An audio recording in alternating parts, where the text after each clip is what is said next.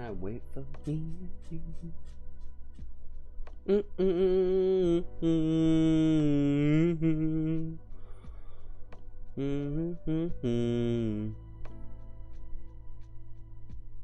This bitch even still alive? Hello. Hello, hello, hello. Hello, hello, hello, hello, hello, hello, hello.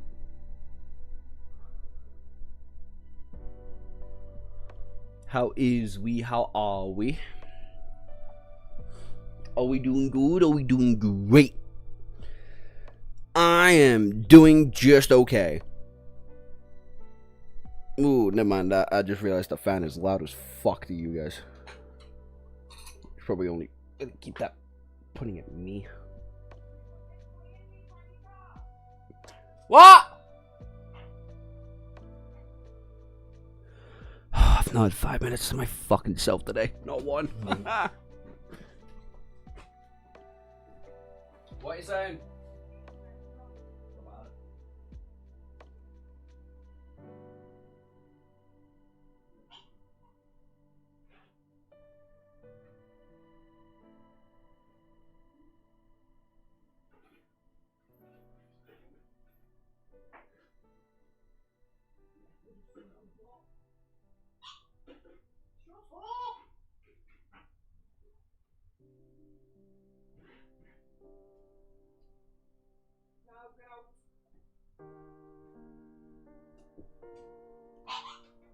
I've not had a minute to myself. Anyway, I've not even said hi to anybody. Hello, Dante. Hello, Sake. Hello, Random. Hello, Philia. Hello. I think that's it. I don't think there's many of you today. Any left? Look, I've been called upon. Okay, I can't just ignore it. What kind of god would I be?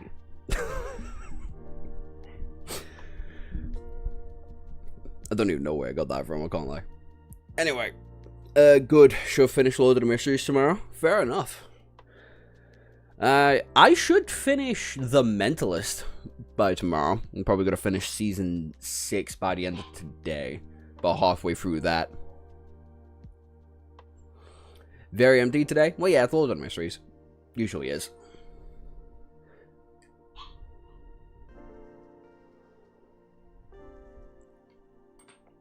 So it's not very, very surprising. But it's 6. What, 6 for you? 5 for me. Well, it's 20 past 5, but yeah. But I should finish The Mentalist tomorrow. Only 12 episodes. So, there's that. Good show. Very, very, very good show. Very entertaining show. But I was just in my back garden then. Failed to wake up for the doctors. Again! Back-to-back days of me failing to wake up for anything doctor related.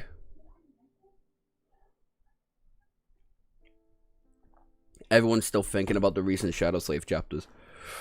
Yeah, I've heard it's been popping the fuck off. And I know it's popping the fuck off. Because, because one of my TikTok mutuals has been posting a lot of shit recently. Like, apparently you guys just, Kenshin, I think it is. I think Kenshin, my mutual.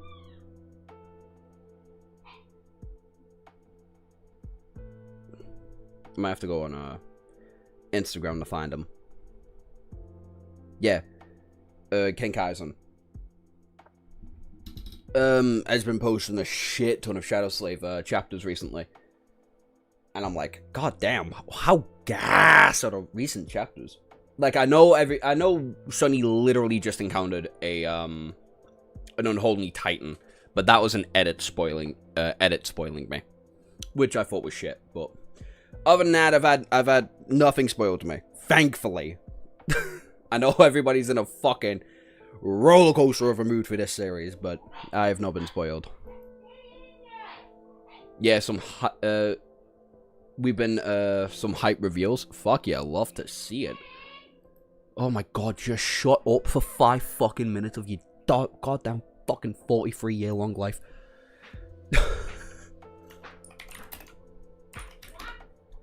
Holy shit. Will you do? Are you what I think you are? Interesting. O'Neill's methods of repayment. Oh my fucking god, just shut up. I'm gonna need, well, that's cringe. I don't want that. I want night. Oh yeah, that's sexy. That's good. So someone's, I found out somebody's been making a shit ton of just generalized web novel pages, right? So I don't have to even, like, go through, well, to put it frankly, cringe shit just to try and read. Like, the same person who set up the Omniscient Reader's Viewpoint page for the side story, the one-shot, and the main story. Whatever the fuck you include as the main story for Omniscient Reader's Viewpoint anymore, is now, like, doing it for other shit. I know they're setting it up for, oh, for fuck's sake, Reverend Insanity, and they just finished Lord of the Mysteries 1, so that's what we're gonna be using today. So we're not gonna have Harsh jump in the chat and complain about it being fucking white. Manifesting that you forget every spoiler you've heard so far. Again, the only spoiler that I've heard so far is that Sonny's not fought, but, like, found an unholy titan. Or an unholy being. Whether it's a titan or not, I don't know. I just hate unholy and I think, unholy titan. If you know what that's from, that's fucking insane. Because that's a deep-ass fucking pull I just pulled out of there. That's a deep pull.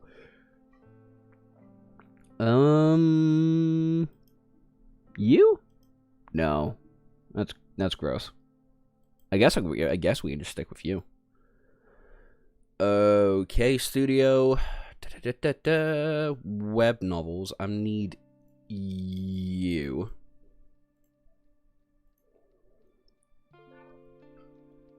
Oh, good lord. Oh, good lord. Okay.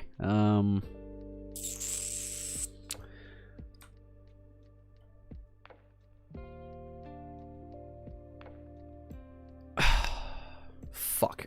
Alright, how are we gonna do this then? That's still not fine. Oh, that might be fine. Alright, let's see if this fine? Yeah, that seems fine. Right.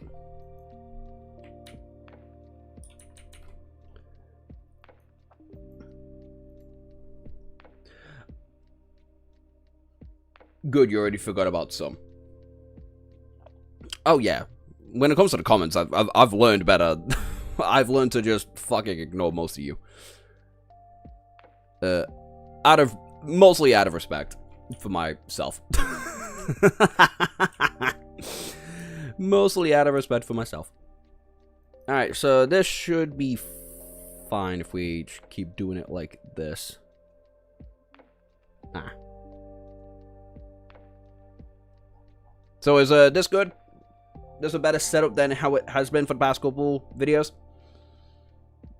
Videos. Streams. Valid. I mean, I have to. What's the fucking point of enjoying a story if you're gonna get spoiled on everything? Also, I like theorizing. And then letting you people go fucking insane in the comments. I had this girl I was talking to. Totally not my ex. Like, run through... Oh, what video was it? It was me going on about Fated. Like, the last video that I made, about Fated. And she was like, your comments are insane. Your comments are insane. I was like, good. That's kind of how I want them to be. Hello, Jolly, Cozy Joe.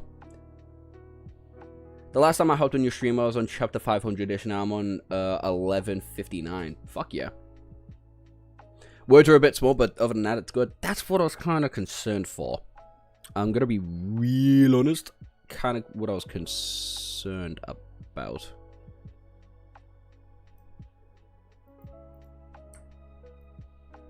That's just not what I wanted. Because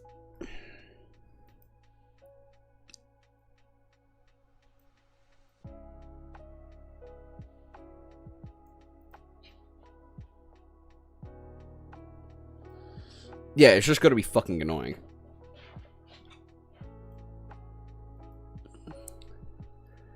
The only way I can really get it to fit. Yeah, no, that's fine. Just be louder, Sonny.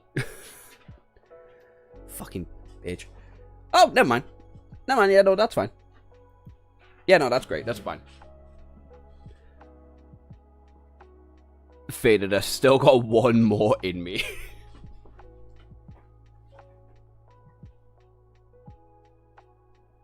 Sonny, where are you?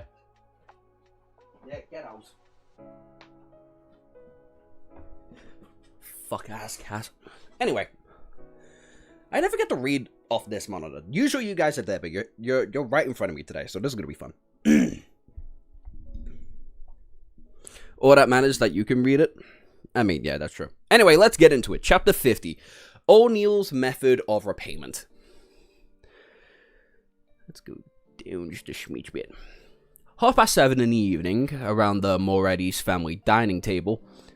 Klein, do you need to be at work so early? Klein, why do you need to be at work so early as a consultant? Would emergency managed security company be more dangerous? Benson forked a potato from the what? Benson forked a potato from a dish of potato stewed beef that he had raised in a matter of concern. Klein carefully spat out the bones from the pan-fried fish and gave his prepared answer. A batch of historical documents needed immediate shipping to the backlot. I need to be present to handle the handover to make sure that there wasn't nothing missing. As you can guess, a batch of fist-swinging bastards that do not know Fresk. Oh boy! This is gonna be annoying. A strong 7 to 8 chapters today. Which would make 10 for how much I've read already. Hey, you reached 1,000 subscribers. I just noticed. Yeah, we reached it in the last Shadow Slave stream. But now I'm gonna be punished on the... What day did I say I'm gonna get punished for this? Oh, everything went down. That's not good. Hello? There you go, everything's back. I'm gonna get punished on the 2nd, I think I am? Yeah. For getting there, so that's gonna be fun.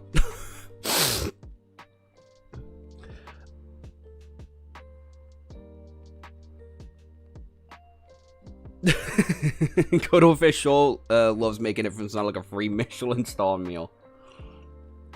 Straight from Gordon Ramsay himself. Upon hearing his answer, Benson, who had finished chewing his food, could not help but sigh. Knowledge is truly important. Making use of the opportunity, Klein took out the remaining £5 notes and handed it to Benson. This is my additional payment I received today. It's time for you to get some decent clothes too. £5? Benson and Melissa said in union. Benson took the note and looked at it repeatedly. He looked in both shock and doubt. The security company sure is generous. His weekly salary was £1.10, which meant £6 exactly every 4 weeks. He only earned one additional pound from his additional payment.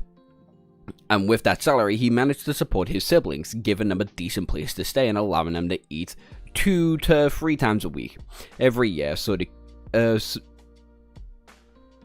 every year they could get a few new clothes. Are you doubting me?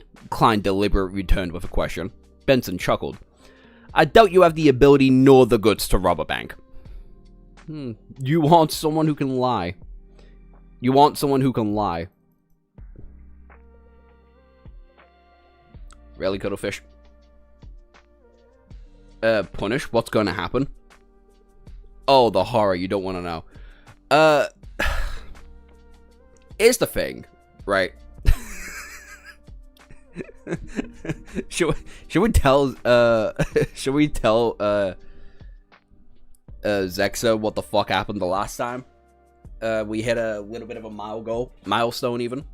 What was even the milestone? It was like 50 likes on a stream, wasn't it? Something stupid like that.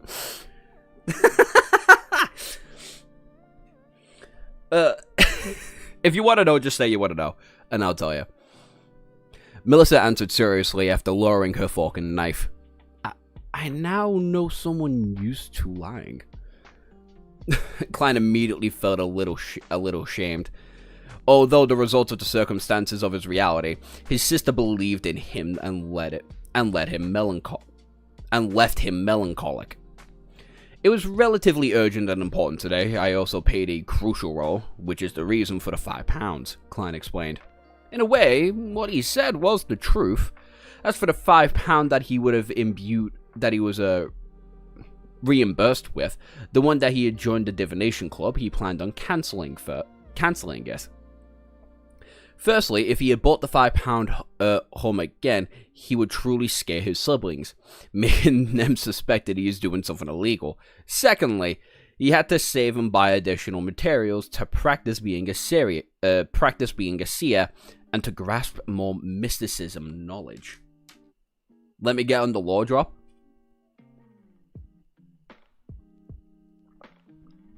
$50 likes for the bathing stream, no? Oh god, I never want to do that.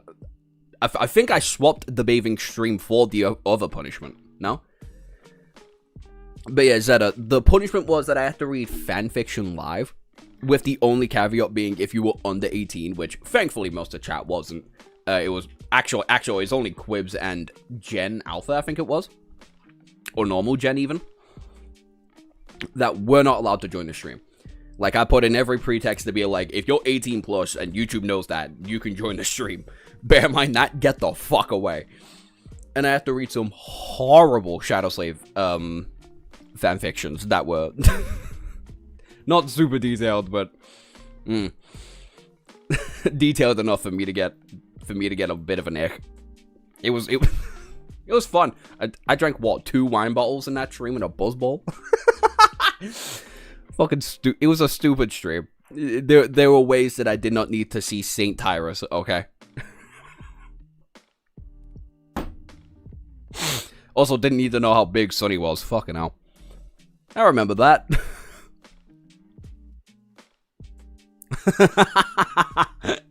Of course you do. I don't want to imagine it. Yeah, no, it's not great. Anyway, hi, Admiral. Hi, Rish. Get some great reaction images from that stream. We did. Some of our best reaction images in the Discord are from that stream alone. My favorite one is still me just downing the fucking bowl. Anyway. Benson bit a mouthful of bread in satisfaction and fought for more than 10 seconds. The work I'm at doesn't need any decent clothes. Well, to be precise, the clothes at home were sufficient. Without waiting for Klein to persuade him, he suggested, with this additional income, he would truly have savings. I can plan on buying a few books to accommodate for accountancy and studying. Klein, Melissa, I do not wish that my weekly salary remain below £2 in 5 years. As you know, my boss and manager have shit for brains. The mouths stink the moment they open them. Excellent idea, Klein agreed. He would also take the opportunity to steer the conversation. Why don't you read some of the grammar books in my room? To be truly dignified and earn a handsome pay, that's something rather critical. Perhaps in the time to come, the civil servants' examinations will appear in the Leon Kingdom. Preparing ahead of time would give him the advantage. Oh, is this the thing him and, what is it? Him and Omri were talking about?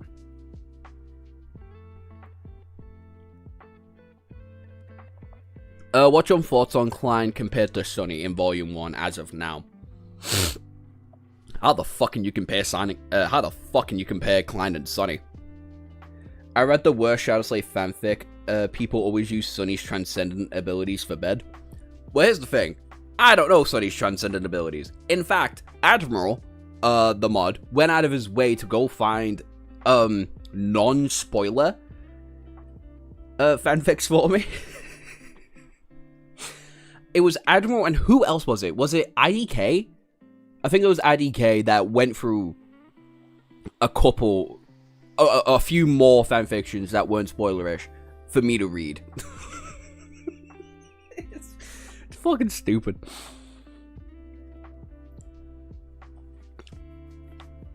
But overall, I think I like Sunny more than I like Klein in Volume 1. But I've kind of just bring that down to the idea that I just don't care for Volume 1 of Lord of the Mysteries right now, even 50 chapters in. Sunny spent most of his skill points on his third leg. Oh my god, that fucking fanfiction. That fucking fanfiction. It's never gonna leave me, is it?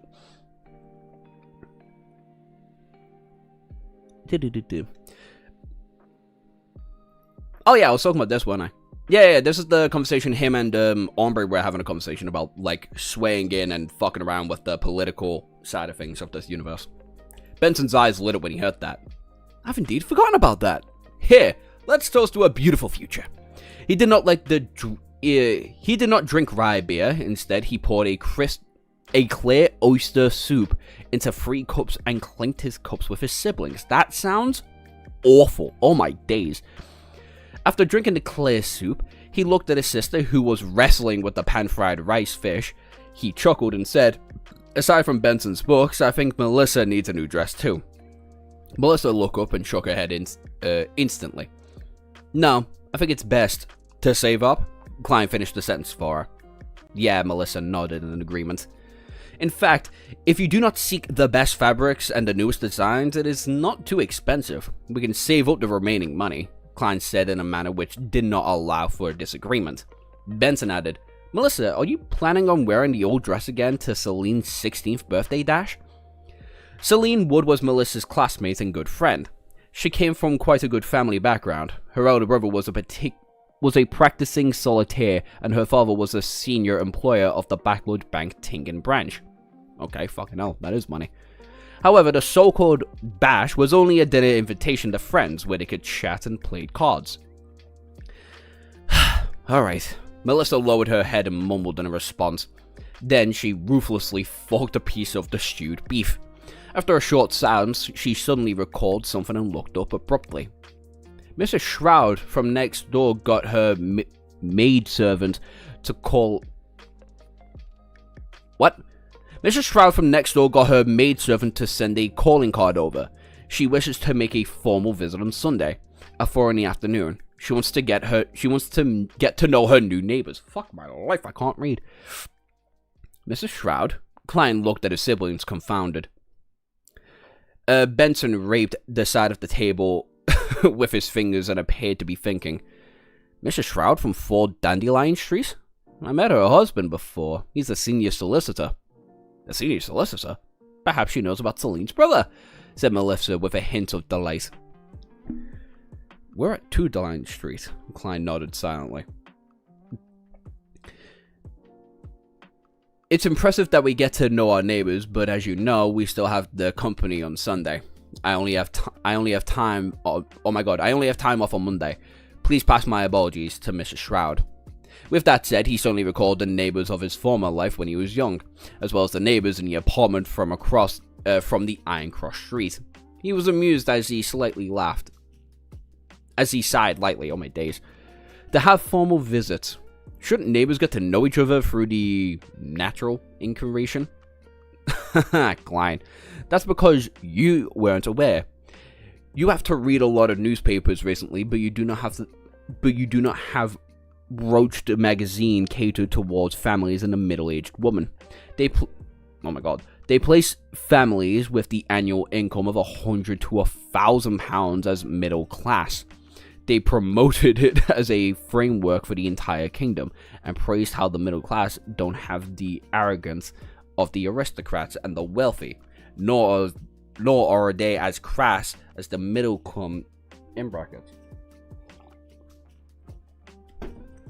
Good to know. Benson did what to the side of the table? Yeah, no, I don't know how to read that one. I can't lie, trying to read it from here, it's kind of fucking with my eyes a bit. Might have to change the color.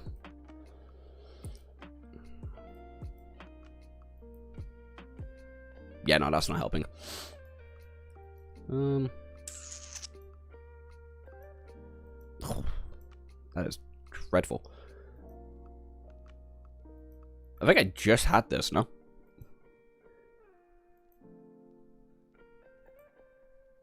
Now we'll give this one a try.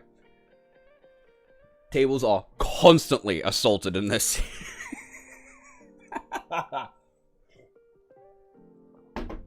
I've only watched season 1 of the anime of LOTM Mysteries. Writing-wise, Sunny in Volume 1 is so neg-diffing. Sunny had way better internal conflicts. Oh yeah, than Klein? Absolutely. Even so far, it's not even fucking close. Indeed. Lord of the Tables.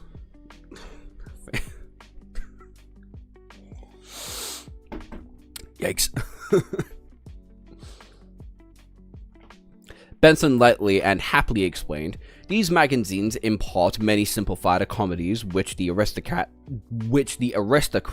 practice in their interactions.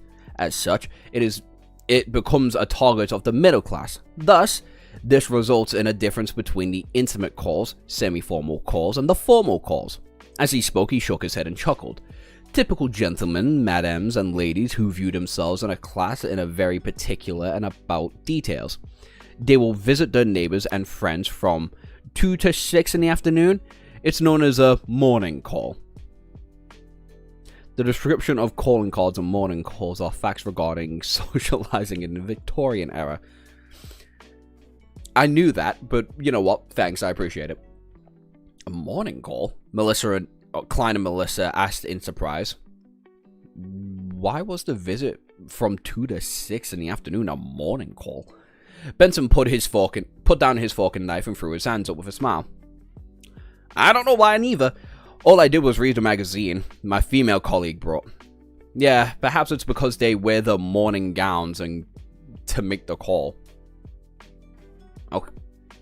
Okay. Morning gowns were a form of formal attire worn during mass or gatherings. Later, it is considered a formal attire for the day, different from the formal attire in the evening functions. Just wear fucking normal clothes. I hate Victorian shit so fucking much. It's so annoying. And especially when authors try and write it as well. Alright, remember to buy some good coffee powder and tea leaves in the afternoon. Buy some muffins and lemon egg tarts from Mrs. Siren. Yes, Myron. And do not ill-treat our neighbors. Klein chuckled as he dipped his remaining bread into the meat sauce, grabbed some potato and put it into his mouth.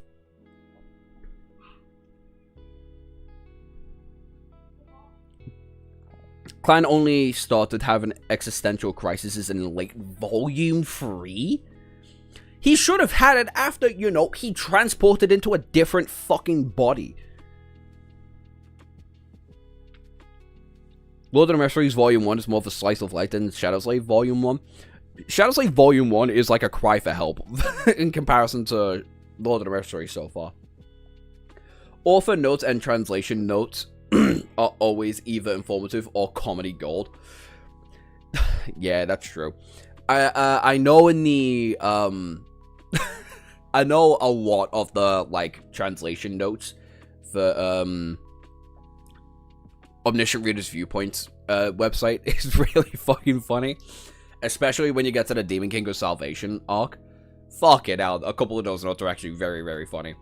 Or anytime we're referring to the Greek gods. Not the Greek gods, just the gods in general. How are you finding LOTM Mysteries? I haven't been able to get past the first 20 chapters. That's completely fair. The first 20 chapters are a hard read. Chapter 30 to 40 is pretty good. Chapter 40 to 50 isn't great. No, sorry.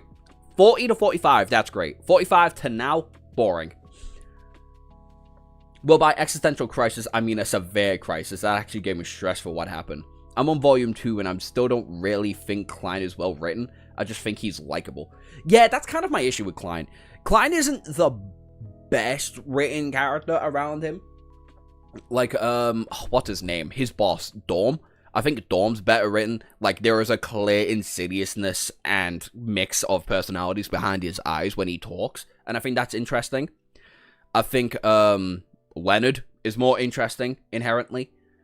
Even Benson. I like Benson a lot more than I like Klein. It gets good at chapter 70. Fantastic. Only 20 fucking long chapters to go. Is there even 20 chapters in the first book? or like 70 chapters in the first book?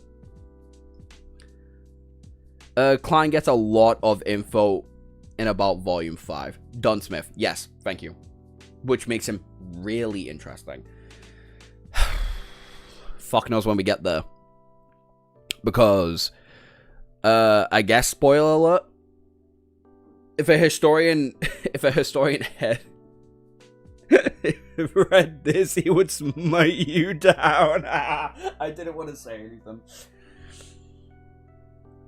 Without spoiling a lot, I know, without spoiling a lot, Klein changes a lot in each volume. One of the first things I knew about Lord of the Mysteries is that Klein basically has multiple personality disorder. Not in like an actual sense, more in the sense of like, this bitch cannot stick to one personality or one identity. That is like one of the main appeals that I kind of like caught me intrigued. The anime literally did 200 chapters in 12 episodes. Yeah, that makes sense. Yeah, I see that. Anyway, in the next morning, oh my god, the next morning was Sunday morning.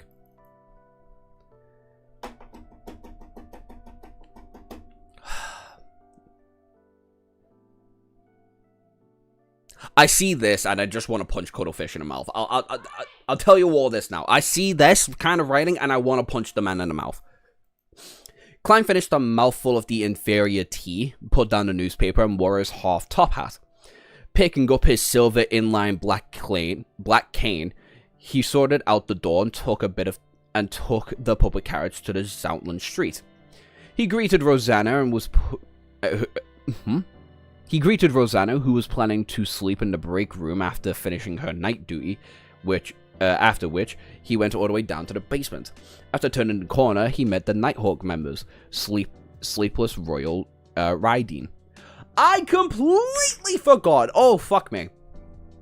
Notes. I completely forgot I've, like, kind of need to write down notes. Because I do plan to make a video on Volume 1. I completely forgot. Fuck me. Lord of the Mysteries.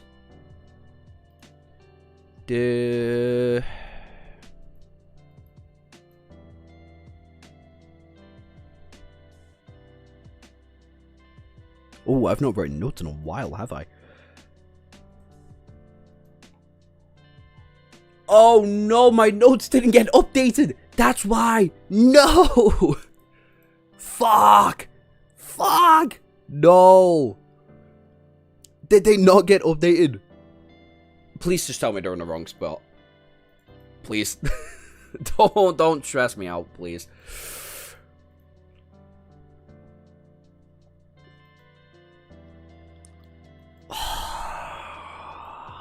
Fuck! Fuck!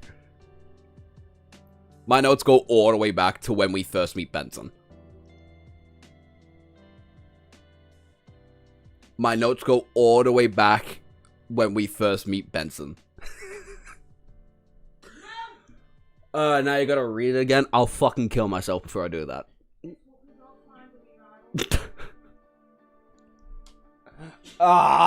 Fuck. I don't even remember the fucking, like, current antagonist's name. It's like Reese or some shit. Whatever. New notes. Fuck you. Fuck you and your mama.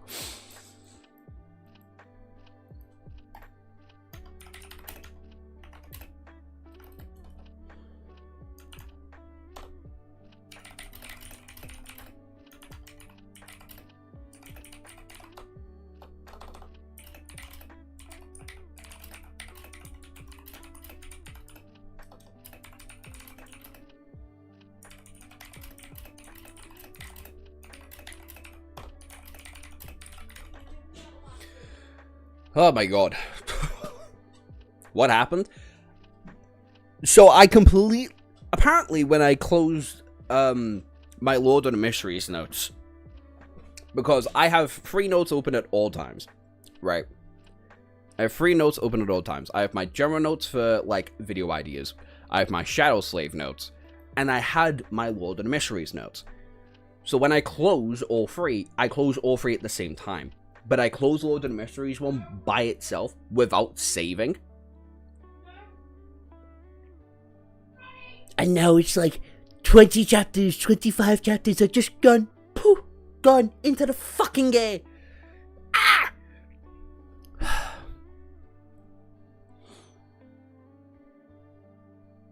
Wow, Josh, it looks like you have to speedrun your vids. Oh, don't worry. The next video has, like, nothing related to web novels. So I don't even have to fucking worry. The next video is a fucking Pokemon video. An explanation specifically, because I learned the hard way that Pokemon fans have no fucking idea how anything in the games work. So, don't worry as long as there's no new sequence name to reveal. No, I don't have to worry about sequence names. I have a completely different methodology when it comes down to writing down sequences. That methodology being this. This has every sequence name. I do not have to worry about sequences. Yeah, I have the Spectre, the Martyrs. How many sequences have we been named so far? Sequences.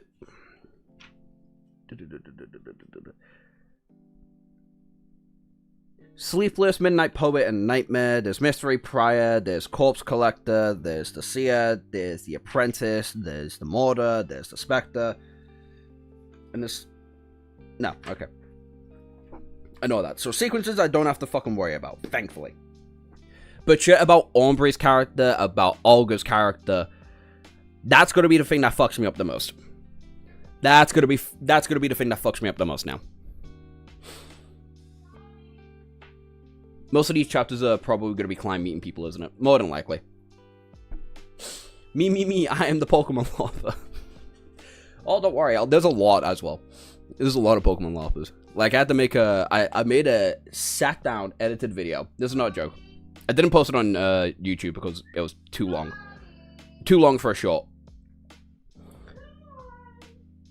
And it was just talking about this one dumb fuck who legitimately thinks Cynthia's stronger than Leon. Like, Cynthia is a stronger and better champion than Leon. And I'm like...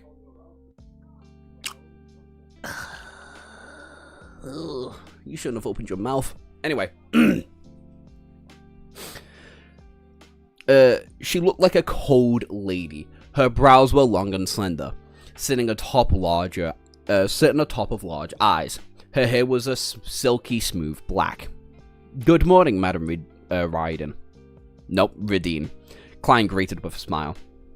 Royal used her dark blue eyes to glance at him and nodded indescribably in return. The two quickly passed each other when the other Royal stepped and said, with her eyes strained forward, "Ritualistic magic is a very dangerous thing." Ah, Klein was taken aback. By the time he turned around, all he saw was her departing back. "Thank you," he frowned and shouted at the Royal Radine back. After taking a left band, he quickly met old Neil inside the armory, as well as Brent, who should not have been there. Why? No, that's a weird. Why is Brent there? What the fuck? Is old Neil doing some stupid shit? Ever played Pokemon ZA, Josh? Thinking of getting it myself. Yeah. I have. ZA is an incredibly good game. I'm just mad that the DLC is kind of shit. Are we scaling Pokemon trainers now? There's no scaling to be said. That's more of a reading comprehension issue. If you think Cynthia's a harder challenge, then, like, yeah, okay, that's just bias. You're saying Cynthia's a harder champion to beat than Leon, aka saying Cynthia is a stronger champion than Leon. You're wrong. There's no and if or buts about that. I mean, you can get Cynthia up there if I can be really annoying about it, which would have to include, like, a lot of chain scaling, but yeah. Having Royal in your name has got to be a flex. It's either a flex or your family is just built by pricks.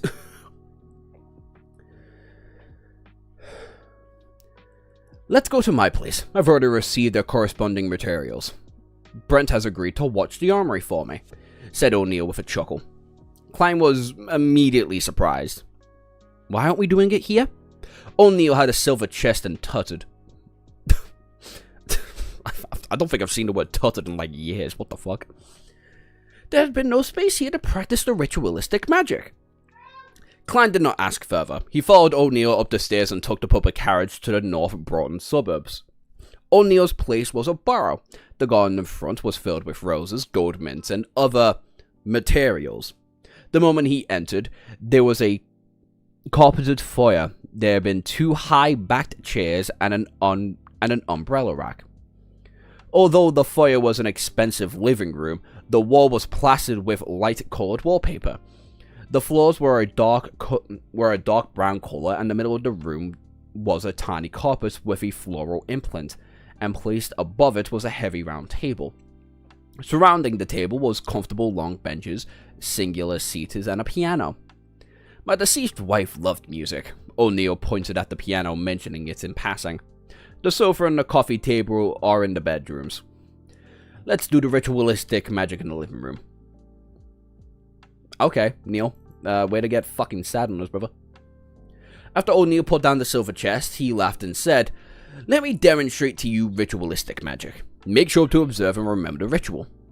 As he spoke, he took out the thick goatskin parchment from the chest. It was specifically made, and it had a strange picture down on it, with a black ink that exuded a serene fragrance. Klein kept watching and finally discovered that O'Neill was seemingly, likely, possibly drawing an owl.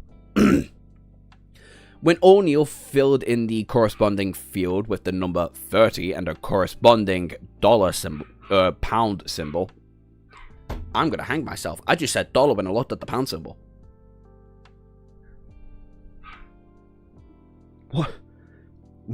What's happening to me?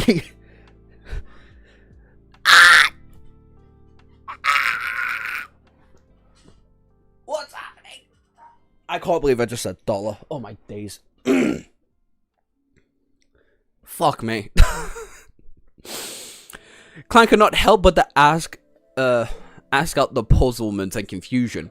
Mr. Neal, what kind of ritualistic magic are you doing? O'Neill coughed and answered very seriously. I'll be using magic to settle that debt of £30 today. You could do that. Klein's eye widened as his mouth gaped. 1 chapter and 40 minutes in. Amen, amen, amen. Brother, you type this like it's surprising. You type this like it's surprising, okay? So shut the fuck up. you of all people should be used to it by now. Alright, Laser Seed. How did this turn into a Pokemon discussion? Legitimately cannot fucking remember. Oh, it's because someone made a joke about me having to reread the first 40 chapters for the notes. For the next video. And I was like, I don't need to worry about that. The next video is a Pokemon video. It means to make a sharp clicking sound with your tongue or lips to express disapproval, annoyance, or a mild roach.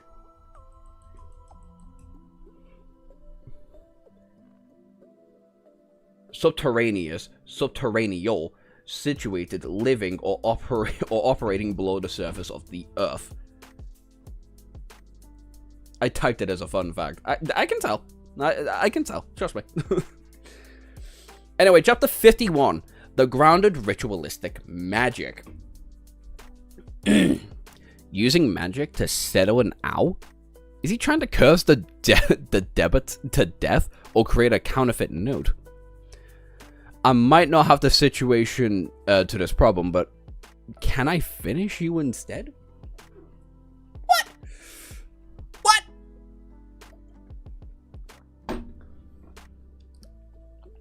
All sorts of thoughts appeared in Klein's mind as he spoke to old Neil oddly. He seriously considered the possibility of calling the cops. No, of informing the Nighthawks. Old Neil shot a glance at him and said, peeved, I can see ignorance, foolishness, and the weak and shameful disbelief in your eyes. Didn't Dunn tell you to maxim of the mystery priors? Do you wish but to do no harm? Although the maxim oh my god. On God, which best Pokemon trainer has the best hands? Probably Bryce.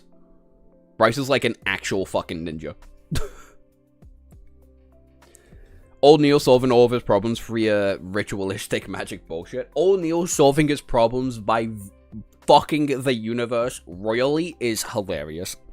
And this is for money. Although the maxim ordained from the secret and evil Moses Aztec Order organization, Beyonders did not choose the path of the Mosaic Aztec Order. Oh my god, something got fucking stuck there. Had proven it right through their own expenses, as long as one strictly obeys it and shows the needed fear and reverence. The risk of losing control will be minimized. The contrary has similarly been established. Your suspicion towards me is an insult to mystery priors. Sorry, Klein did not hesitate to apologize. He had indeed forgotten that Dune Smith had only mentioned the maximum. Well, if the magic works, I'm going to abuse it. Fucking amen. Hey, yo, you've got my student debt? No, you don't.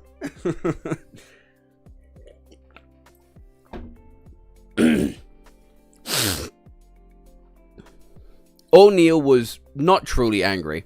In the blink of an eye, he chuckled. A pity. Very few Beyonders choose to be seers. There is no corresponding maxim to help you. But I have Emperor Roselle's diaries. Yes, strictly aiding to the maxim as a hint of acting. Klein suddenly came to this thought as he nodded as if deep in thought. O'Neill did not continue. He removed the vases and other items from around the table and placed them in a corner. Immediately following that, he took out both a crimson, red, and black candle from the silver chest. He explained, if ordinary people attempted ritualistic magic, they have the following results from astronomy or read corresponding manuals. They have to choose suitable dates and times. For example, the day representing the goddess, the period in which she rules over the moon. But for us Beyonders, especially Beyonders good in this domain, there is no need for that. Our acute spiritual perception and potent astral projections are key.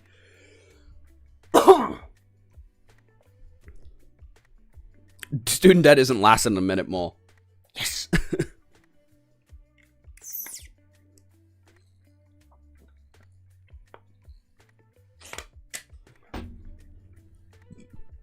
Did you write down the names of the famous organizations? Jeffrey Epstein's Island. And everybody's been to it is now fucked. Permanently in debt.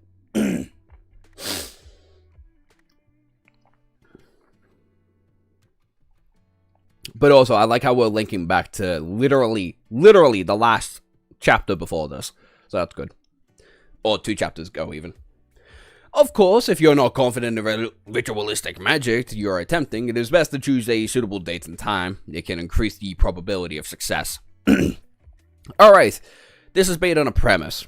Remember carefully to age strictly by the rules. O'Neill placed 2 candles and turned to the other side to look at Klein, saying very solemnly, low sequence Beyonders are not strong enough. Almost all of the ritualistic magic they can perform are the seeking of external powers and help. Therefore, you can only consider orthodox divinations like the Goddess or the Lord of Storms. Absolutely. Absolutely do not attempt to communicate with the unknown or unpredictable existences, even if people believe in them, or the premises recorded are filled with excrements. Okay. So how long do I have to wait until Klein accidentally meets a god?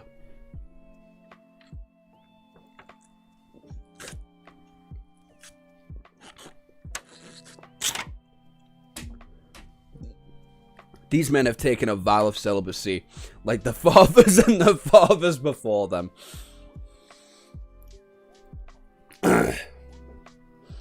Believe me, don't take any chances. As long as you attempt once, you'll go down a slippery slope into the abyss with no return. Any work or resistance will only slow it down with no chance of trajectory. I remember, Klein said in a deep voice. However, he felt a little afraid. My lock enchantment ritual has apparently sought the power of the unknown and unpredictable existence. Or are you the unknown and unpredictable existence? Because I still fucking believe you're weird, bitch.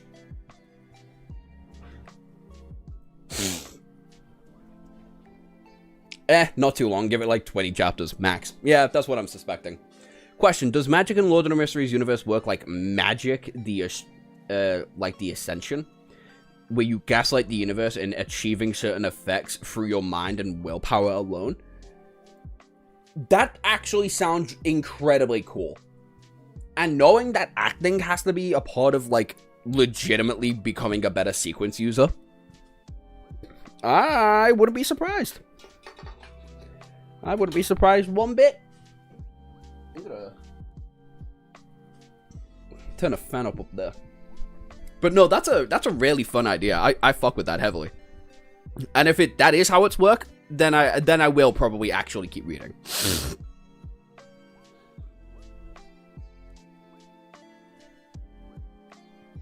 There we go, bitch.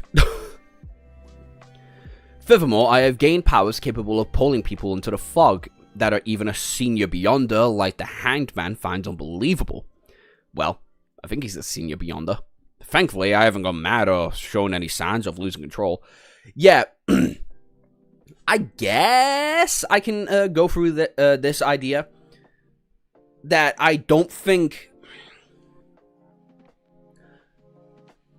I think Klein is literally the, like, unbelievable idea that we're kind of pulling at.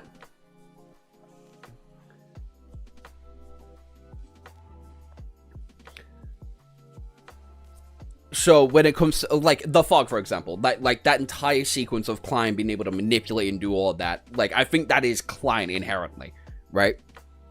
But the idea that its existence is only around because of him, I find more interesting than anything else.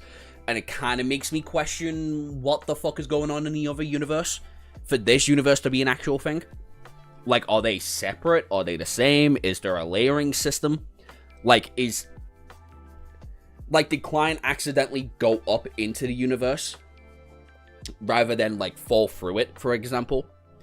Like, is this universe below the world that, like, is this world currently below several others which our main Earth is above? Like, all that, hence why we haven't really experienced any magic or anything like that? Or are we so below it that magic kind of has a struggle getting through, and Klein finding a way to seep through makes him the unpredictable existence? Like, that's been something that's on my head anytime I really view this series. Especially now learning about, like, astral bodies and different layers of reality and shit. I feel more confident in that idea than anything else. Anyway. While worrying over this, his proactivity changed the subject. So, Nighthawk should seek the help of the Evernight Goddess, or the Goddess even.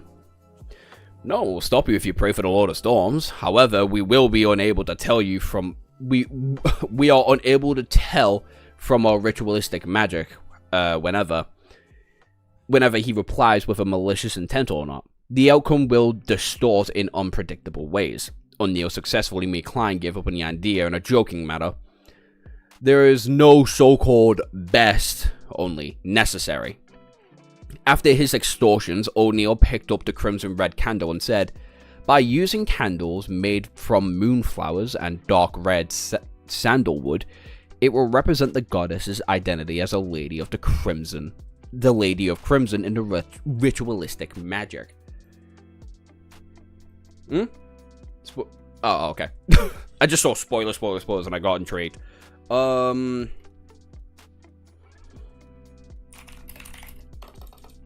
actually gonna write that down.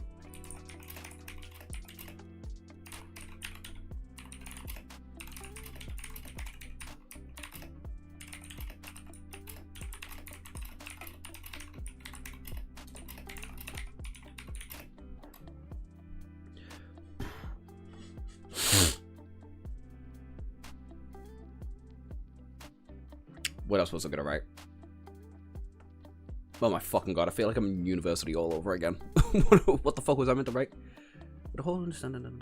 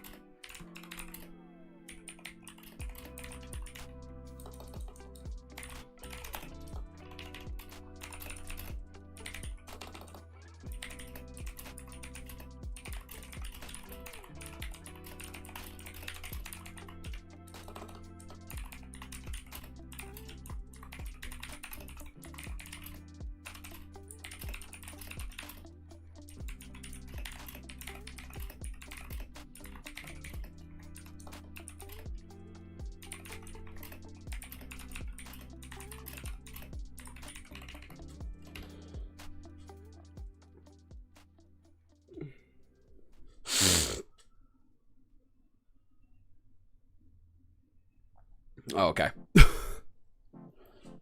Don't worry, I didn't read anything past Cozy Jolly's comment there. The idea that I'm that close intrigues me. Anyway.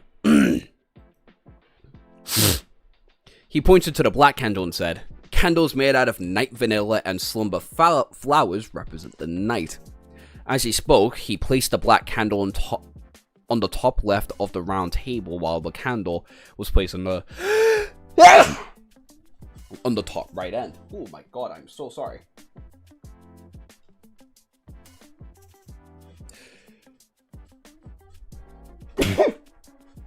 Fuck! As he spoke, why do we symbolize the goddess with only 2 candles? She is also the mother of the concealment, the empress of misfortune and horror, the mistress of reproach and silence. Oh. Oh, that's weird.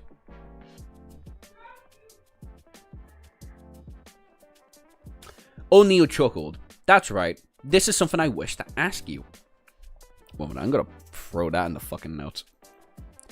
I should have a whole section to the fucking book. Literally. Where am I?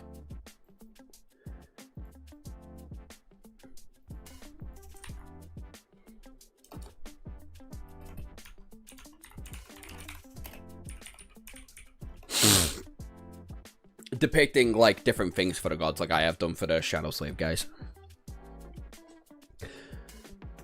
Before the fall, the Moses Aztec. Oh my god, yeah, the Moses Aztec order was a very good relationship with the church. The beliefs and results on ritualistic magic have heavily influenced us. They believe that all objects are numeric. Every number is a spiritual. Thank you, chat. I appreciate it. Every number has a spirituality, and in ritualistic magic, 0 represents the unknown or chaos. It's... Does it now? Wow, maybe my comment was a bit too fucking soon for that one, wasn't it?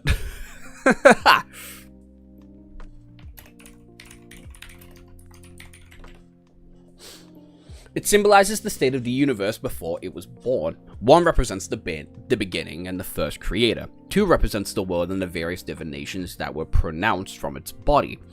3 represents the contact between the divinities and the material objects to create all things. Here, using 2 candles to represent the goddess, while the 3rd candle is you. Which two candles and which 2 symbols have to depend on the intended effects of the ritualistic magic.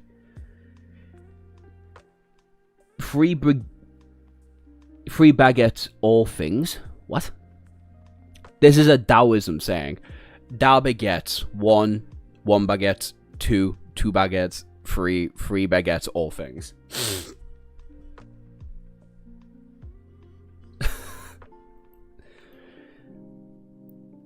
Klein could not help but to recall a certain thing from his previous life. Yeah, okay. Seeing Klein listen attentively, old Neil took the 3rd candle and said, "This is the candle representing me. It is a very ordinary candle, only which has a little odd bit of mint added. Take note that the plants like roses, lemons, mints, moonflower, night vanilla, and the slumber flower are all beloved and cherished by the goddess. Viewing it from another angle, the 3 candles represent the bodies, the spiritualities, and the godhood of every person. Godhand. Not even reading Berserk. After finishing the description, old Neil placed the 3rd candle in the middle of the round table. He then took out a bottle of concealed full moon essence oil, a huge cauldron engraved with a dark sacred emblem, a silver knife with a gorgeous pattern, a cup of water, and a saucer of cruise salt. Baguettes. Look, I'm not even gonna bother to try it. Baguettes. 1 baguette, 2 baguettes, whatever. Fuck you off. Fuck you off.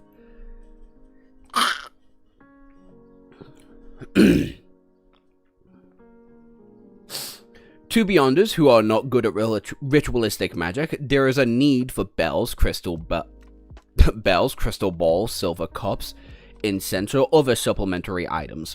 However, mystery priors and seers have no need for that. These artifacts are already sufficient. O'Neill placed a fake goatskin parchment into the aisle, or the IOE, whatever I don't know how to fuck you pronounce that, but okay. Just below the cauldron, and used the special quill to hold down one corner. He turned to Klein and said, "Ritualistic magic needs a clean spiritual environment where you will not be disturbed, and that requires us to create it. The steps are to first enter cognization, focus your mind with the supplementary items, draw out our strength, and concentrate it and construct it around us. For example, Ray Bieber's house had an holy night powder while I was using the ritual silver dagger. Although throughout the entire process, we have to go according to the outcome we desire to confirm the symbolism or corresponding incantations. Incantations are best done in Hermes, because ancient Hermes stemmed from nature. It's akin to ancient Dragonese or ancient Elvish. The efforts very direct, lacking the necessary concealment and protection. It easily causes a caster to fall into danger. This is also why it has to be modified. However, it is more effective. Alright, I have focused on the ritualistic magic. I won't explain things to you any further. Pay attention by watching and listening. Remember, any problems and ask me when everything is done. Okay. By the way, new sticker dropped in the main chat. Oh lord. What's the sticker? Me when no notes. Fuck. My notes. But that's interesting. I will admit though, no word of a lie, I completely forgot there were dragons, elves, and all that shit in this series. Completely forgot.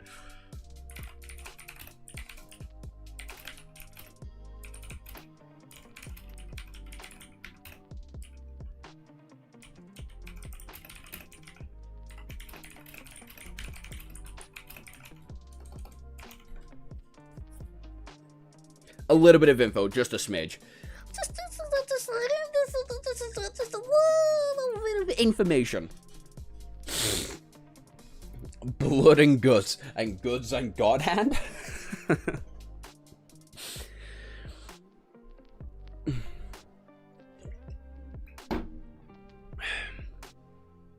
Alright.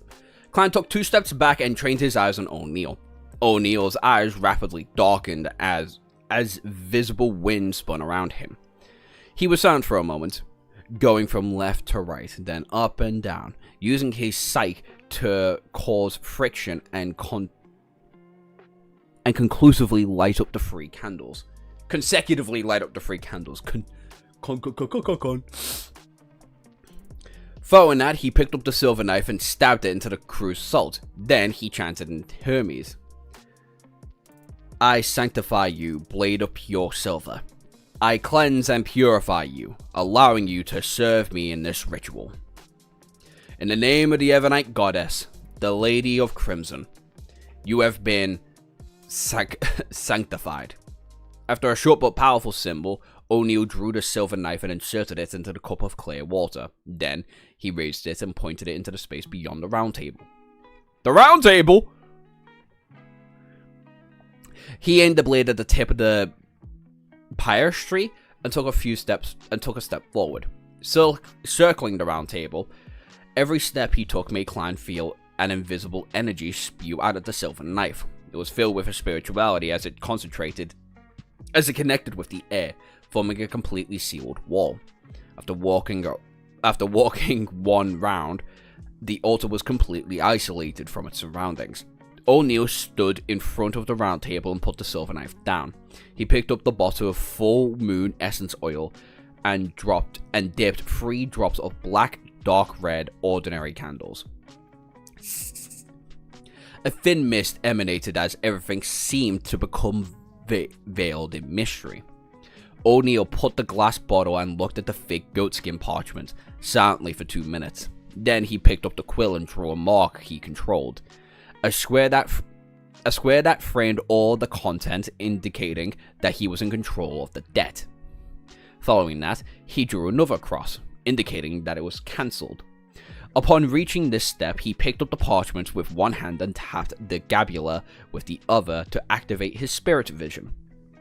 Another invisible and exuberant energy bloomed as O'Neill whispered a chant. I pray for the power of the Dark Knight. I pray for the power of the Crimson. I pray for the goddess's loving grace. Please provide me with the funds to pay this aisle. I forgot. I completely blanked out that he's doing this to pay off his debt. Night Vanilla, a herb that belonged to the Red Moon. Please bestow your powers into my incantation. Moonflower, a herb that belonged to the Red Moon. Please bestow your power to my incantation. Klein was completely flabbergasted listening from the side. All sorts of thoughts arose from within him. Such an incantation can work, although it was recited from written Hermes. Isn't it too simple and down to earth? Wouldn't the goddess be angry and multiply the debt several-fold? At any moment, the candle lit up suddenly. After O'Neill finished his incantation, he closed his eyes for 2 minutes, picked up the full moon essence oil and dropped one onto each of the 3 candles. Immediately following that, he grabbed the parchment and poured it close to the candle, representing me. When it ignited, he immediately threw it into the cauldron. O'Neill closed his eyes again as he seemed to be sensing the burning of the aisle. He opened his eyes for a moment and looked down towards the black sacred emblem of the cauldron. The parchment had already completed incarnated. Praise the lady! O'Neill tapped his chest in 4 spots, forming the shape of the crimson moon. Then, he extinguished the candles in the opposite order he had lit them.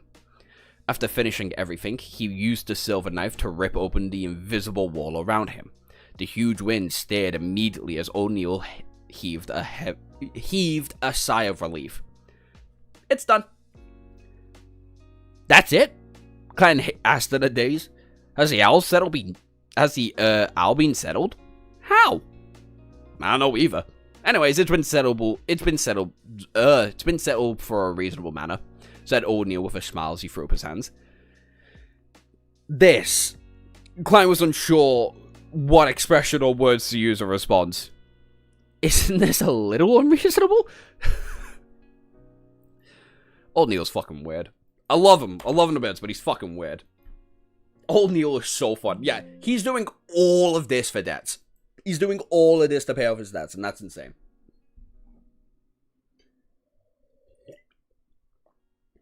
Stared into my soul for a second there. What do you mean?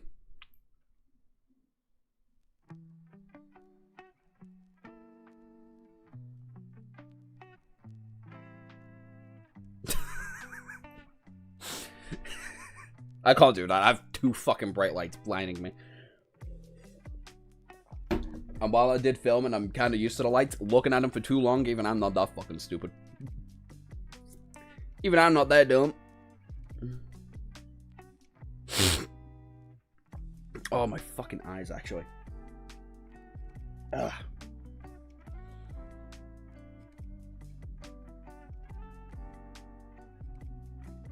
Ugh. I just got asked to come to my old university at the end of the month. I'm gonna put my phone away. Me when I... Anyway, chapter 52. Spectre. Stop thinking about that bloody owl. Let's discuss the ritualistic magic. O'Neill put away the candles, the cauldron, the silver knife, and the other items with a relaxed expression. Klein really wanted to stroke his shoulders like the Americans in his previous life, but ultimately he could not bring himself to do something that ungentlemanly. He turned his focus towards the ritualistic magic and threw out detailed questions that puzzled him, receiving answers from them. For example, the incantation that had particular format. As long as they were satisfied with the key meaning was expressed in Hermes. The rest could be left in one's creativity. Of course, blasphemy or disrespectful descriptions were absolutely forbidden. The mysticism class lasted until noon before O'Neill coughed twice. We have to return to Zeltman Street. When he said that, he grumbled in an instinctual manner. To get these bloody materials, I missed my beloved breakfast. Klein looked around and amused and puzzled. O'Neill, do you have a chef? Or a hand or a maid servant in charge of cooking? A weekly salary of £12 could hire several servants. According to the newspaper, with a board and lodging provided, hiring an ordinary chef cost anywhere between 12 and 15 soil a week. What? It did not even need £1. A maidservant to do miscellaneous chores was even cheaper. The weekly salaries ranged between 3 soil and 6 pence to 6 soil. Of course, one could not bear the hope of them having any culinary skills. Oh, that's right. With Mr. Neal's debt of £30, it's only normal that he doesn't have a chef or servants. It's 2 weeks of work. It is 2 weeks of work, basically. Or, I guess, 3, but still, that's still fucking stupid. It seems I have asked another question. Another question I should have asked. While Klein regretted his question, O'Neill shook his head without minding. I often attempted ritualistic magic, research extraordinary items, and reading corresponding documents at home. So I don't know, is it possible that I hire ordinary people as chefs, velts, or maidservants? I only hire people to clean up the place regularly, and if it's not ordinary people, do you think they're willing to do such a job? I've seemed to ask the silly question. It's possible I will not do anything that involves mysticism at home, explained Klein in a self-deprecating manner. Fuck me. O'Neill stood up, wore his round felt hat, and walking out the door, rambled on. It seems the smell of pan-fried goy grass, once the hours completely settled, I've definitely done one set for lunch. I'll definitely eat a roasted pork glaze with apple juice. No, that's not enough. I must have a sausage infused with mashed potatoes. You're making me hungry. Yeah, Neil, can you fuck off? You're making me hungry. I ate before stream as well. It's like a large portion of tuna pasta.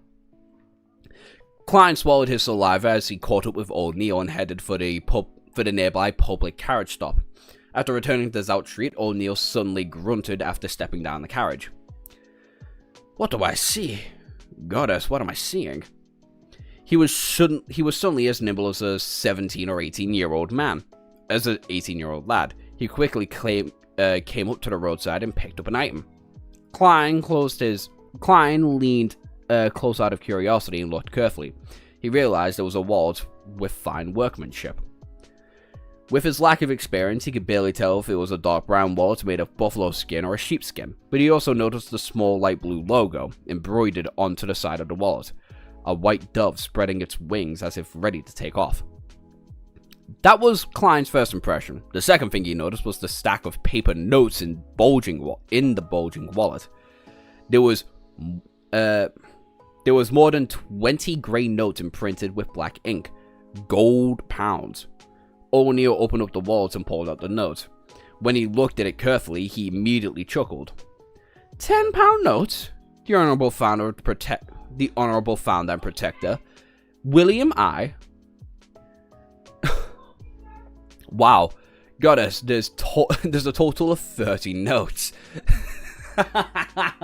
Alright, so it's a luck ritual, that's funny. There's also a few £5 notes, £1 and 5 soil notes.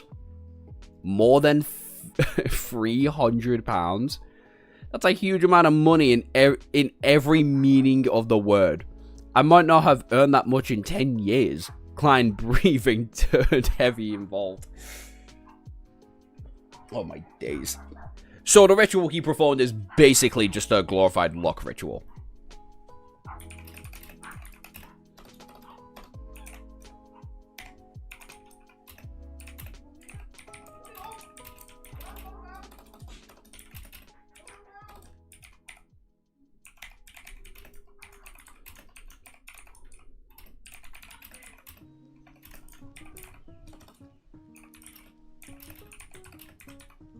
That's kind of funny. I can't lie. I can't lie. That's very, very funny.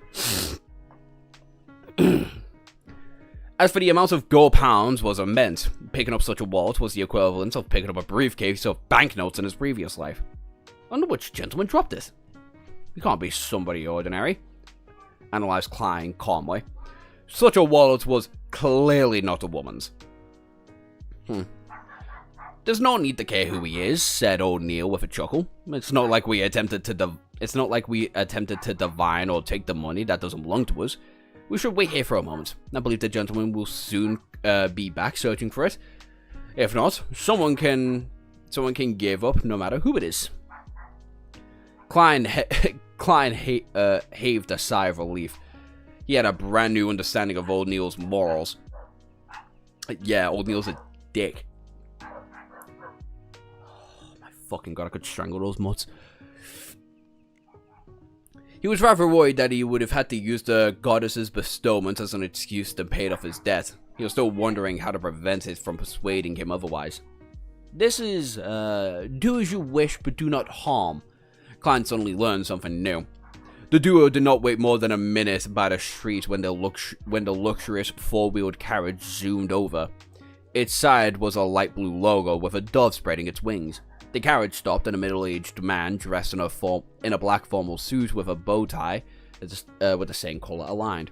He looked at the wallet, took off his hat and said politely, Sir, that is my master's wallet. Your logo is proof of everything, but I need to make additional verifications. This is to be reasonable from all parties. May I ask how much is in the wallet? Replied O'Neill politely. The middle-aged man was taken aback when he said in a self-deprecating manner, almost immediately, As a butler, I do not know how much money the master had in his wallet. Sorry, please permit me to ask. As you wish.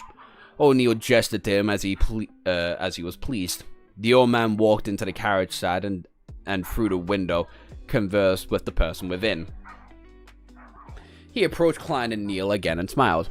More than £300, but less than £350. My master does not remember the exact number. Does not remember? That's really some filthy rich guy. If I had that much money on me, I would definitely be counting them again and again. Klein was filled with envy. You know, if there's one thing I like about Klein and Sonny, it's that they're both money-hungry cunts.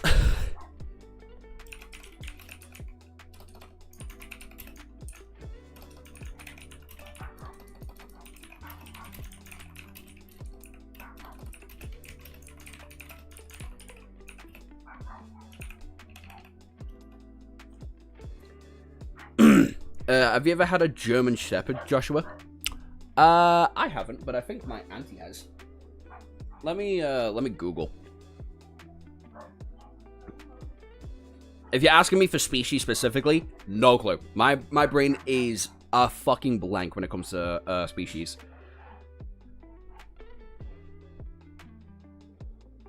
Yeah, my auntie had one of these when I was a kid, when she used to live down the road from me. But I never did.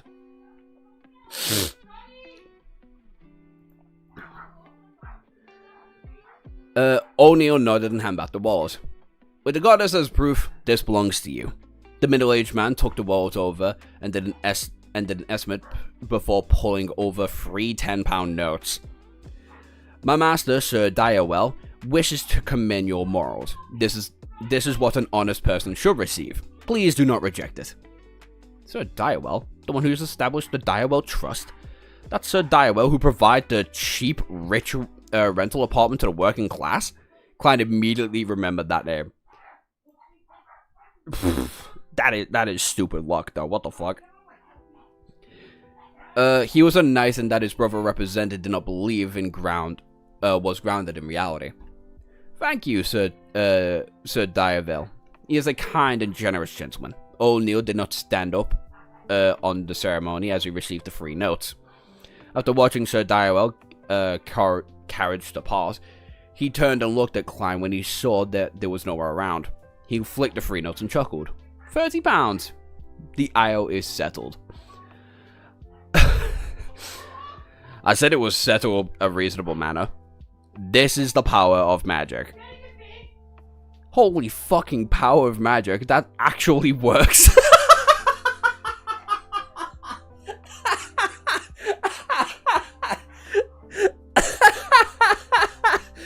Oh, that's a brilliant one. Oh my days, that's funny. They're not going to shut up, Stacy's in the fucking house, dumbass. Oh, fuck, that's funny. A few minutes later, he entered the building, yelled in the building stairwell, and while heading to the security company, he asked puzzled, Mr. Neal, why didn't you ask for more money? Do not be greedy. One must take care not to be greedy while doing ritualistic magic. Temperance is a critical trait needed by every master prior, mystery prior if they wish to live long, O'Neill explained happily. I've had one for a couple of months now. I've never seen a dog dig so many holes in my life. Yeah, that sounds about right.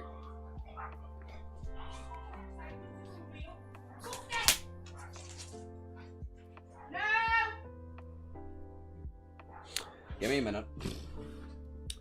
1 minute.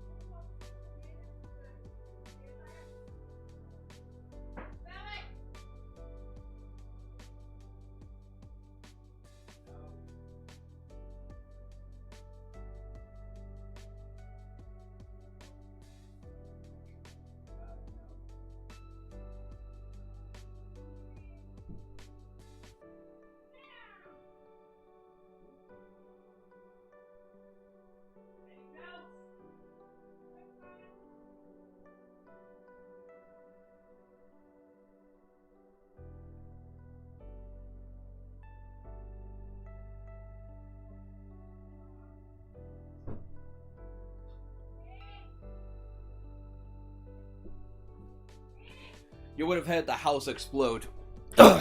If I wasn't the one letting those fucking dogs in, I tell you.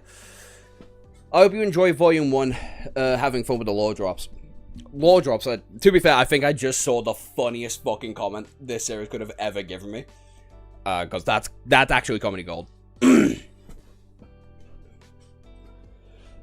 Mum sounds like she's going through hell with those dogs. Well, that's what happens when you get fucking 9 of the cunts. It's her fucking problem, not mine. Difference is, they listen to me. Because I don't take shit off them.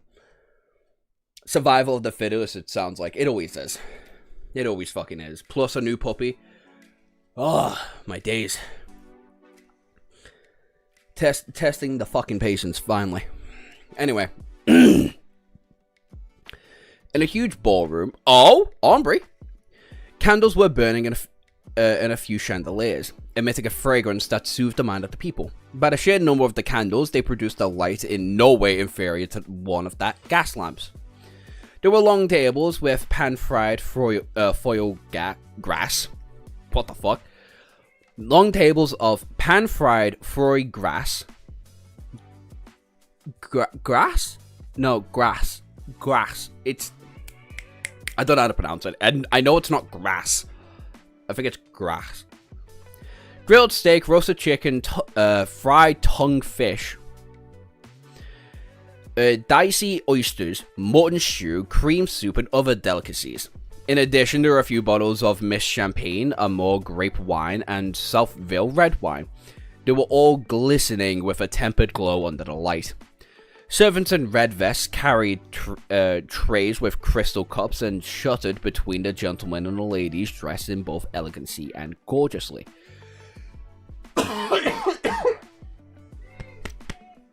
Shit.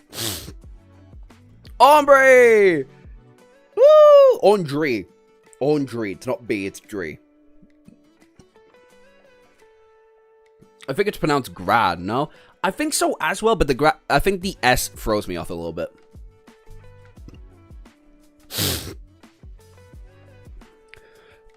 Andre Hall was wearing a collared, high-waist, pale white dress with, and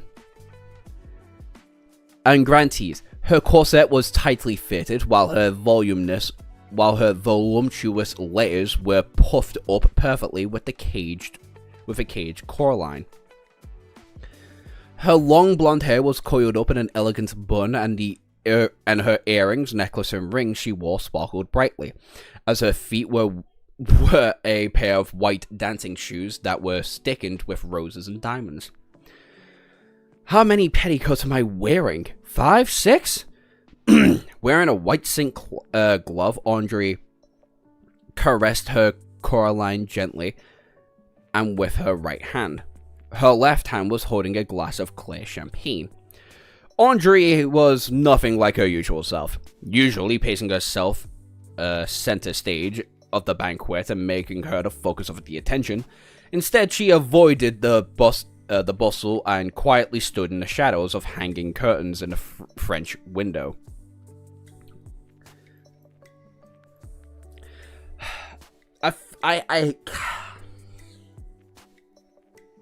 It's not all will, but so many fucking things all over the goddamn place, isn't there?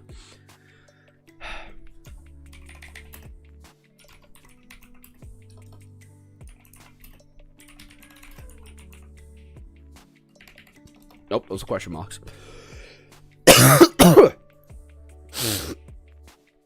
She took a sip of the champagne as she watched the crowd as though she did not belong. Earl Wolf's youngest son is chatting with the Viscount Conrad's daughter. He likes to move his forearm to reinforce what he says. The bigger movement of his forearm, the more unbelievable his words. That is something gleaned from experience. He can't stop trying to elevate himself by putting others down. However, he can't help but to feel guilty. It can seem by the way he walks. It seems by the way he talks and his body language. Duchess Della has repeatedly covered her mouth while laughing with her left hand today. Ah, I see. She's showing off her pure ocean blue sapphire. Her husband, Duke Negan, is discussing the current situation with a few corresponsive nobles. Shut up. Since the banquet began, he has searched for the Duchess Dalla once. They almost never make eye contact. Maybe they aren't as in love as they pretend to be. Baron Larry, that's a dog shit name, by the way. Baron Larry, fucking hell, has made Madame Paws last 7 times. That's very normal, nothing strange about it. But why does he look at her husband with guilty eyes? Oh, they've gone their separate ways. That's not right. The direction they handed in was garden. Ugh. It's good to see that she's actually taking her role seriously. Like, the second she was like, oh, I'm a Spectre, I'm not meant to be in the highlight. Got it. I'm back here. I'm all the way back here. I can see everything, but I don't know what's going on. John Noble last name. That ass though, fucking hell. I thought Red Rising had some silly fucking names, but apparently not. Lord of Mystery's giving it a run for its money.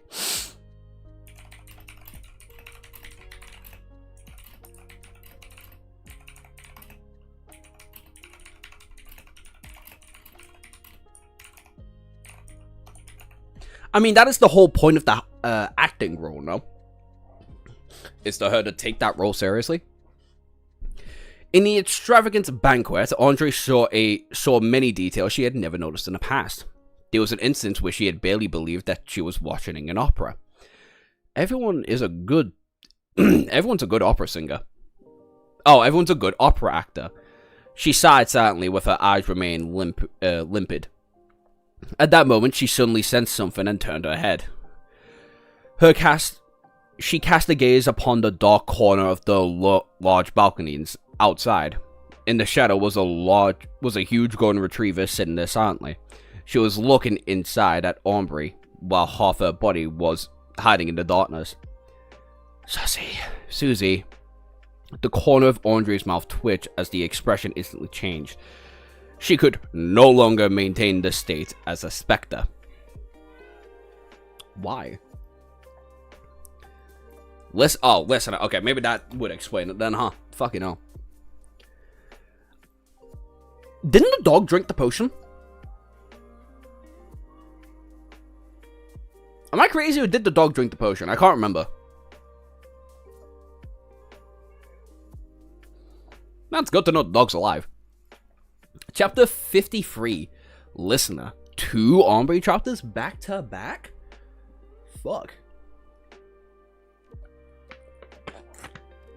Later's sake. Lights went off and now they're back on. Fuck yeah. Enjoy your day, sake. An ancient three-masted sailboat. Oh, never mind. It's Olga.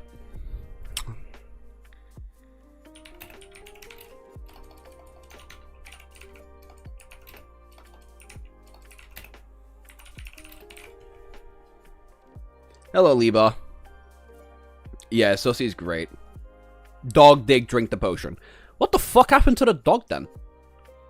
Something. Alright. I refuse to believe that the potion only works for humans. That sounds incredibly fucking stupid. What are you using to read, sir? A technical official website?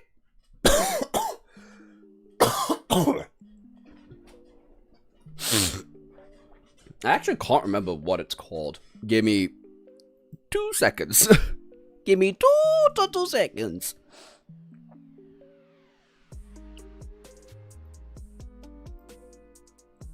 Beyond the page.dev.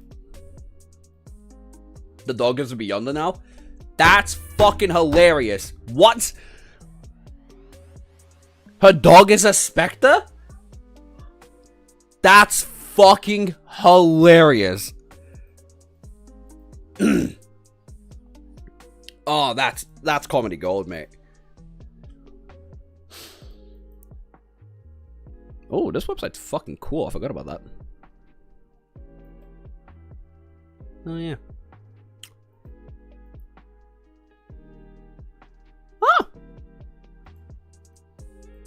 Neat. Anyway. Hold up, we got beyond the dogs now? Yeah, apparently. That's funny. How would the dog communicate then? Or would it just be like, pay attention to that bitch! That bitch! That bitch! Bitch! That one! That one there! Or it wags its tail on suspicious people.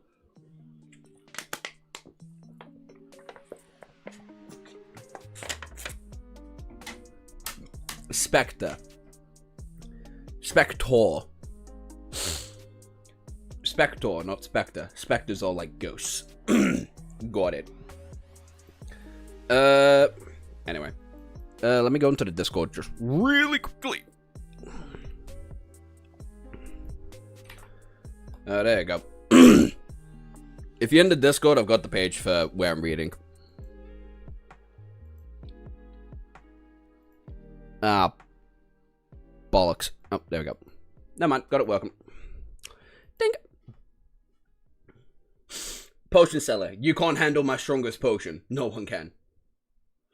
Genuine question, Josh. How strong do you think the dog will be at the end of the novel? How strong do I think the dog will be at the end of the novel? If it drinks more potions, I imagine not stupid strong, but like strong, like weirdly strong. Like Scooby-Doo kind of like weirdly strong, like cartoon physics type shit. Anyway, we've got an all good chapter to go through. An ancient three-masted sailboat was navigating through the tumultuous storm in the sea. It was not fast, and its displacement was lacking.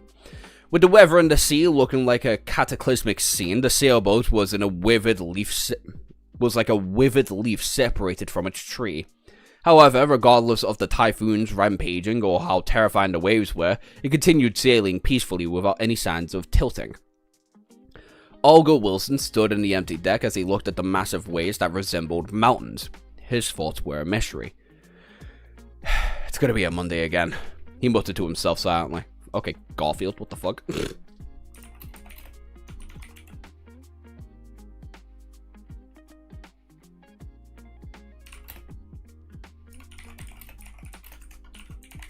I completely forgot to spell Garfield, I'm not gonna lie.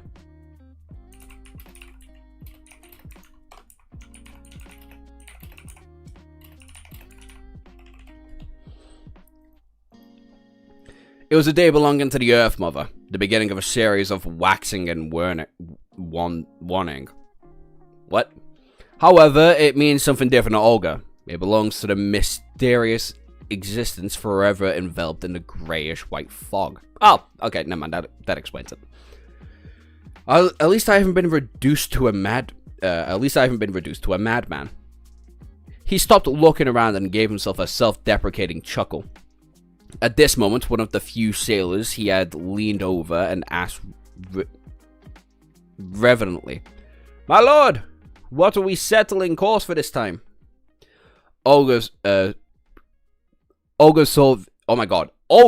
surveyed his surroundings and said in a calm voice, "Pursue the listener from the Aurora Order."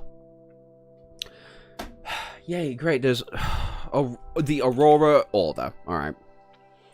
Aurora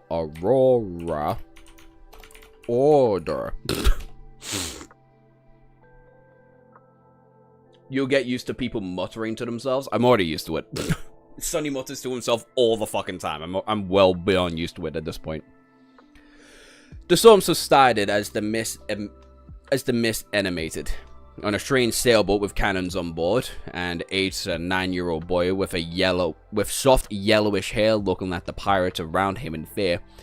They were disorderly, and enjoyed barrels of beer. Some swung around the ropes, while others mocked each other, and some even fought with their fists. He turned and looked at the black-robed man standing in the shadows. He suppressed his voice and asked, "Father, where are we going?" 5 days ago, with his first time seeing his father, a father who proclaimed to be an adventurer, if not for the oil painting his late mother left him, that confirmed his father's identity and the fact that the orphanage had opened its doors to him. Don't you fucking dare. Don't.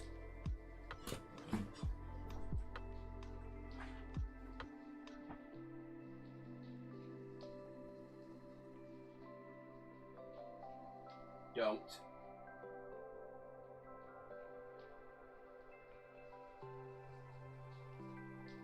I'm looking at you, bitch. Don't you fucking do it.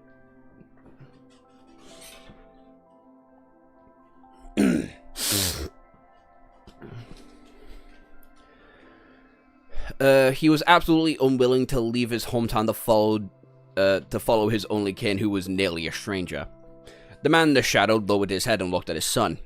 With an amiable expression, he answered, "Jack, I'm bringing you to a holy place, a holy residence where the Creator once lived." "Is that the kingdom of God? We mortals can only enter by winning his grace." Jack had been well educated by his mother and knew this much. He was surprised and fearful about the matter. Standing in the shadows, the man had an unforgettable jawline, as though he was sculptured, as if he was a sculpture chiseled by the best artisan. He had placed his hand on his ear and made a listening pose. He replied in a tone that sounded like sleep talking. "Jack, mortals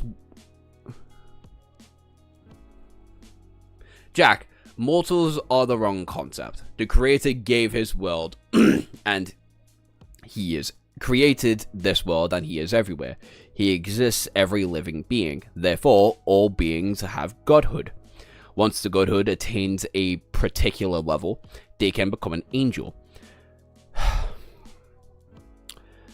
The 7 fake gods at present are only powerful angels." There are angels now? What? I mean, alright. If we're taking it in a literal sense, I'm assuming... Poor cat? No, the cat's biting my Ethernet cable. Fuck no. Fuck that cat. I'm assuming from the wording there, angels are being referred to as like high sequences, I'm assuming.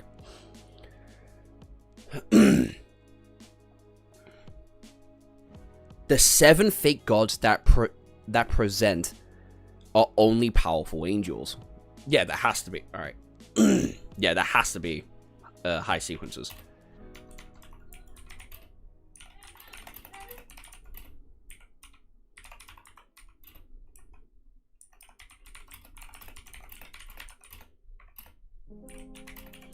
Also, I'm getting really tired of the number 7. Like, really tired of the number 7. Jack cannot understand... Oh. Look, I can now hear the techniques of the Creator. Ah, how extraordinary is this revelation. Life is only a tour for the spirit. When the spirit is sufficiently potent and resilient, we can find our godhood and fuse it even with more godhoods. Jack could not understand the complicated description. He shook his head and asked another question he previously did not have a chance to. "Father, I heard from Mother that the Creator created this world. His spirit he split into all beings and does not exist in actuality. Then why does his holy residence exist?" As a 7 or 8-year-old child, he was logical. The man with a sheffield face was taken aback. He turned his way and thought he was listening to more murmuring. Suddenly, he slipped down, knee on the deck, and exposed his skin protruding black shards. He clenched his head in both hands as his expression warped, and he shouted in extreme pain. "They are lying!"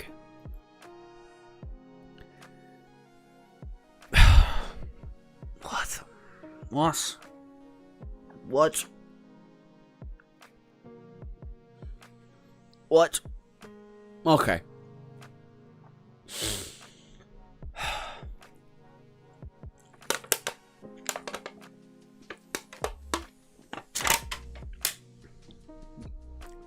Thank you, Liba.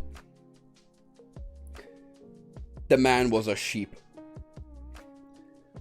Fortunately, the number 7 isn't too prevalent in this series. Thank God. Thank the heavens. Angels are sequence 2 and above. Yeah, I thought so. This gets explained all later, but it's still important. Sequence 8, actually.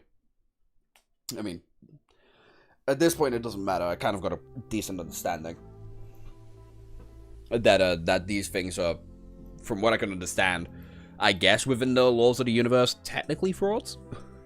I mean, they're being portrayed as frauds. The 7 gods, if you will. 7 fake gods. So that's interesting. But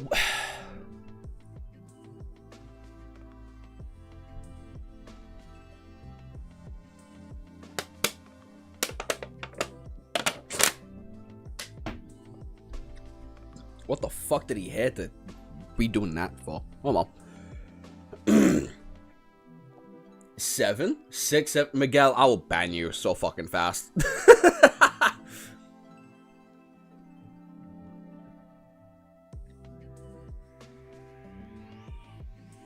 We're not on volume 2. As you can see, we're on chapter 53, which is very clearly volume 1. Anyway, let's carry on. After lunch, having had O'Neill promise him that he would bring him to the underground market the next time he went, Klein slowly returned to the Blackphone Security Company. He chose the 2 options of reading the documents in the staff office and practicing his abilities, or take the opportunity to go out and act as a seer in the divination club before Captain Dunn stopped him. However, before he had to make his decision, he saw Dunsmith walk in. He was dressed in a usual black trench coat and half-top hat.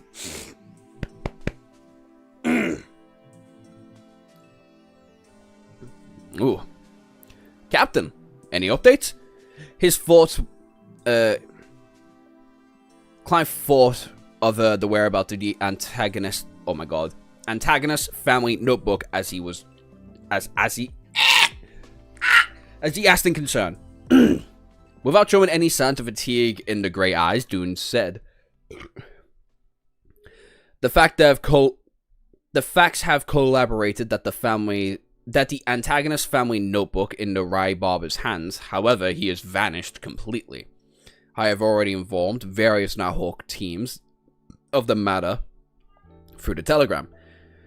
They have requested to pay attention to various pairs and steam locomotive stations. The first batch of printed portraits have mailed out yesterday afternoon, and I will print in various major newspapers. How nice it would be to have phones, fax machines, surveillance... Fax machines? Ah, right, I forgot Chinese. Surveillance cameras and big data. What a pity. I now know how useful all those things are and even understand a little of the logic behind it. Klein exhaled silently. But regardless, we can consider ourselves as having found the notebook, and this is all thanks to you. Of course, it still needs another round of confirmations. We've already sent a telegram to the Backlund Diagnosis, requesting them to escort the sealed artifact 202-049 here. It was once a dangerous item in the antagonist family. It can help us know if Ray Barber is a descendant of the antagonist family. What the hell did this family do? What the fuck did these dickheads do to get the Nighthawks this, like, upset about it?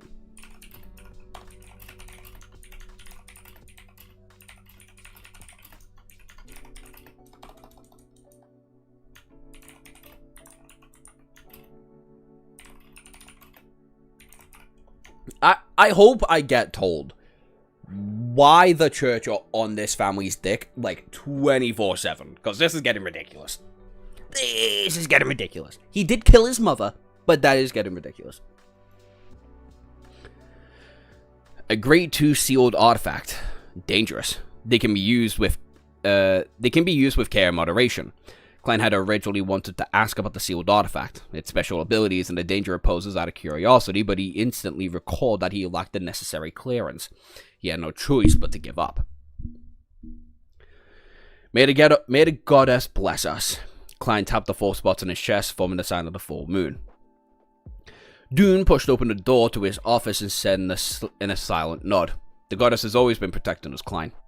If you do not If you did not choose Seer, you would have a formal member. You would be a formal member after this matter is verified. You have chosen. You could have chosen Sleepless, but pity. To be frank, I'm still puzzled over your choice. Although Corpse Collector is quite off-putting, you may have Dialer as well. You should have. You should have known that spirit mediums vary in strength. As for Mystery Prior, they're a good choice too. At the very least, you have old Neil's role, so he will make sure that the risk of losing control is minimized. With regards to his question, Klein had prepared an answer from the beginning. He just never had a chance to use it since Dunn Smith. Hi. Since Dunn Smith did not ask. He was only able to answer in passing.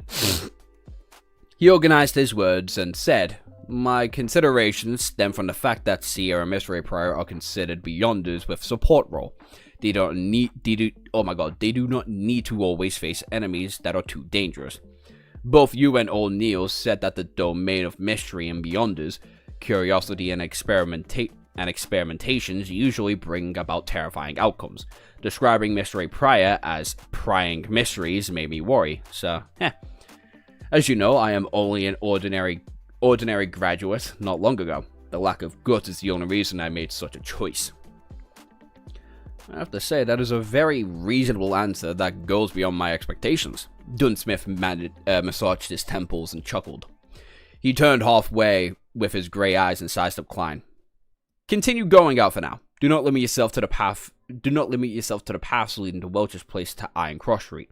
Perhaps you might sense the notebook and help us confirm Ray Bieber's location." Alright. Klein realized that he was no longer in a dilemma.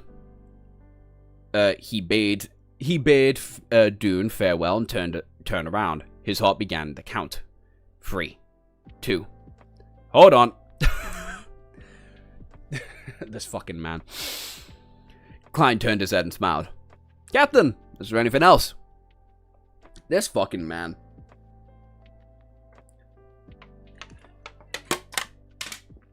It's gonna be a minute before that. I have no fucking idea what the hell I said. Oh, the Anticus family. Yeah. They did a little bit of tomfoolery, don't worry about it.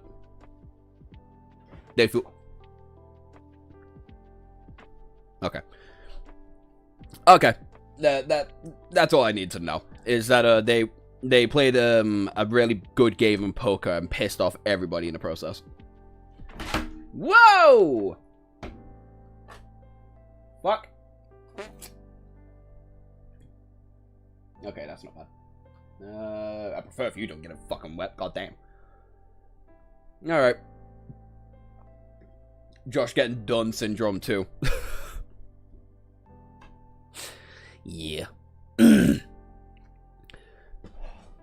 These fucking animals, man. Close. Dune coughed silently and said, "Well, support Beyonders have to fight their enemies from time to time. Although Seers sound like they can avoid such battles, they are not to be ignored. You have to maintain your shooting skills and work on increasing your strength." "This is what I'm working towards," Klein pointed out outwardly. "I'll be leaving." "Alright. Wait a minute," Dune shouted. Once more, as he pondered, he said, "Perhaps I have considered hiring a combat trainer for you. Of course, this matter is under the premise that you become a formal member." Klein responded teasily before asking carefully, "Captain, is there anything else?" "No." Seeing Klein's unbelieving eyes, Dune shook his head and smiled. He emphasized again, "Really, nothing." Only then did Klein walk past the perturbed Divida. He bade farewell to Roselle and Mrs. Orena and headed towards the shooting club for practice. With all this done, he went to the divination club and saw the beautiful Angelica sitting there reading the magazine leisurely. "Home," Klein said silently read. With a cane in the hand, he walked over and greeted with a smile. "Good afternoon, Madam Angelica." "Good afternoon, Mr. Moretti." In no rush, Angelica put down a magazine, stood up and said, Not long after you left yesterday, Mr. Grias came. He recovered from a major illness. Klein sighed in relief as he said, That sure is something worth celebrating. Upon hearing this, Angelica, who was secretly observing him, lowered her voice and asked out of curiosity. Mr. Grias said that you are a very, very, very magical doctor. Are you? What? Klein looked at the lady in front of him, suspecting he was hearing things. What made him think that I'm a doctor? Even I don't know. Okay, Klein. Dune syndrome.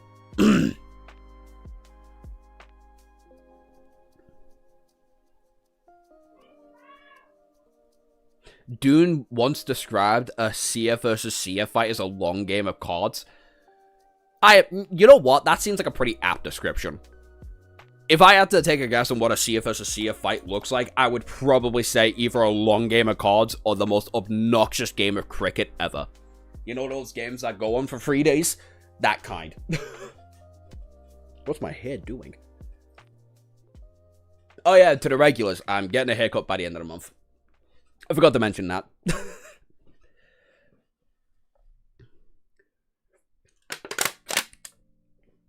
So I'll no longer be called Cassie from this point onwards.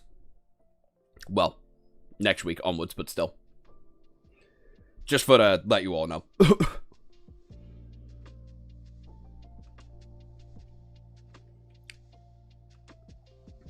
Cricket? Probably chess.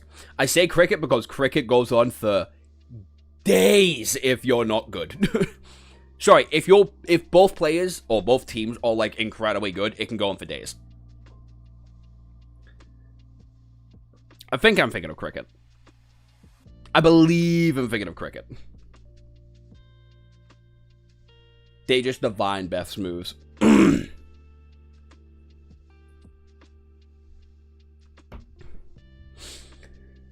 Yeah. Send me one. Because I'm getting hot. Chapter 54. The First Divination Requester. Ooh, he's finally doing his job!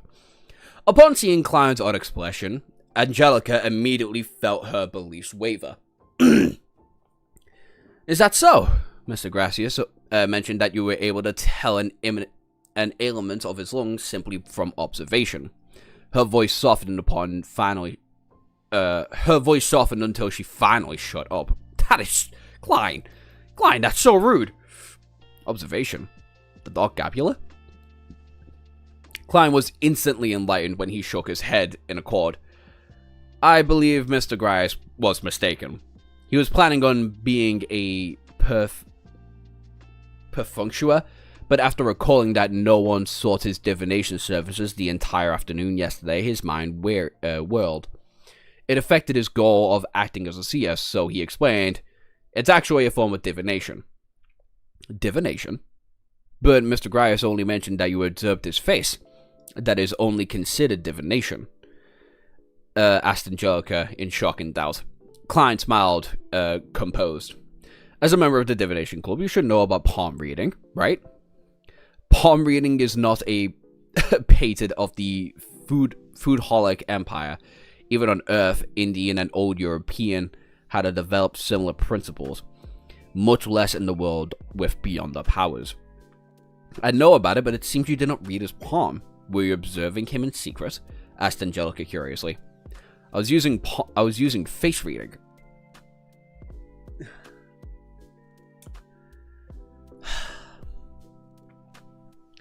Klein cooked up a lie. Its principles aren't very different from palm reading. It's a fundamental level. At a fundamental level. Really? Angelica's eyes were filled with disbelief. In order to develop his career as a seer, Klein chuckled. He pretended to be in thought as he tapped the gabula twice. Honestly, I can see this lie legitimately working in this world.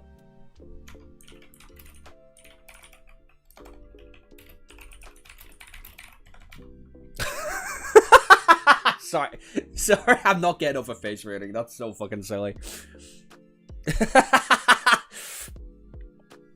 He focused his eyes on Gabula's aura presented itself. Her head was purple, her limbs were red, her throat was blue. There was no problem with her health except for some colors being duller. However, there was a manifestation of an ordinary fatigue. Klein looked at her emotions and saw an orange mix with some red and blue. That meant warmth coupled with excitement and thought. Thankfully, after realizing that there was nothing abnormal about her, Klein planned on deactivating the spirit vision, but it was only at that moment when he suddenly saw rich darkness hidden in the depths of her emotional colors. Furthermore, she is lacking a little of white, an eagerness to improve. Klein nodded while in thought. Mr. Moretti, are you reading my face? Seeing that the young gentleman in black in front of her turned silent abruptly while seriously sizing her up, Angelica keenly noticed something. She asked in a half-curious, half-worried manner. Klein did not immediately reply. Instead, he tapped his Gabula slightly and he wore a look of scrutiny.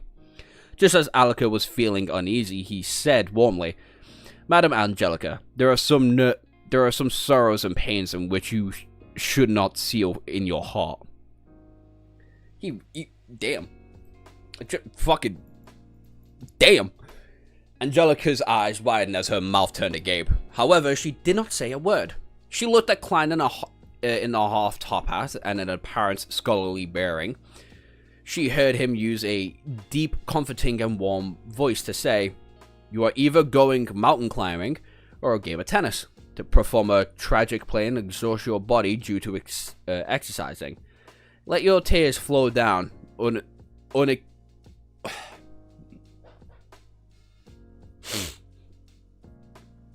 uninebriated. Nope. Uninebriated. There we go. Then cry and scream. Express all those emotions. That would be very helpful for your health.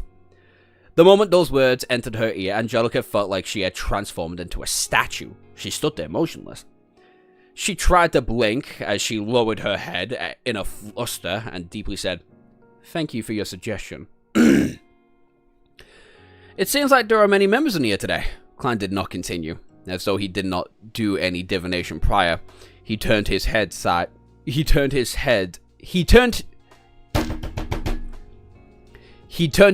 and looked at the meeting room at the end of the corridor. Sunday afternoon, at least 50 members. Angelica said. It sounded a little hoarse. She only mentioned the key terms. She paused as her vocal grace gradually returned normal. Do you want tea or coffee? CB black tea. Klein nodded silently. He politely took off his top hat and slowly walked into the meeting room. When he had vanished behind the door, Angelica exhaled slowly. Fucking hell. Not only did he read her like a book, he fucking tore her apart, dude. What the hell?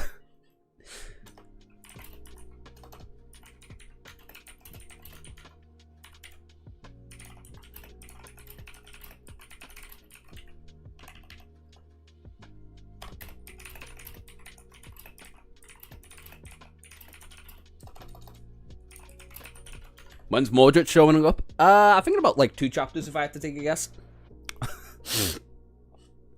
The Divination Club meeting was very large. It was nearly twice the size of Klein's high school class. Fucking okay. In the past, only 5 or 6 members would be present, making it look extremely empty, but now there were dozens of fortune tellers sitting in the empty spots. They were filling up most of the room. Sunlight shone in the room through the few oriel windows. The members were either discussing softly among themselves or asking harness Vincent questions. Otherwise, they were practicing and attempting divinations or drinking coffee and reading the newspaper by themselves. Such a scene made Klein feel like he was back in his schooling days on Earth. The difference was that it was noisier and more rowdy back then, without any tranquility in the meeting room.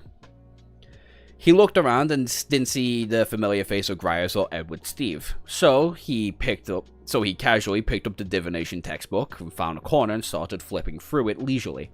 Very soon, Angelica came into the room with tea and left it on the table before Klein. As she was leaving quietly, she saw Mr. Moretti take out an exquisite looking silver chain from his sleeve. There was a chunk of pure tapis hanging on the silver chain. What's he doing? Angelica slowed down subconsciously and focused her gaze on Klein. Klein held the silver chain with his left hand and followed the tapestry to hang the silver by T, just short of touching the surface of the liquid. With a serene expression, his half-closed eyes and the atmosphere around him suddenly turned quiet. The tapestry started moving slightly, along with the special-looking silver chain in a clockwise direction. Upon seeing this, Angelica found Mr. Moretti extremely mysterious. The black tea you provided to you was great. The black tea you provided is great. There we go. Fucking hell. I can read.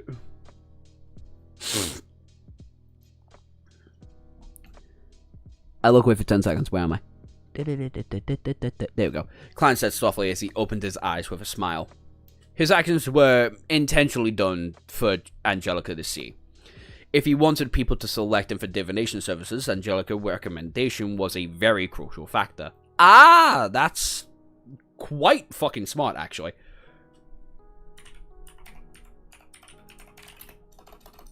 Okay, I didn't need to type all that out in a...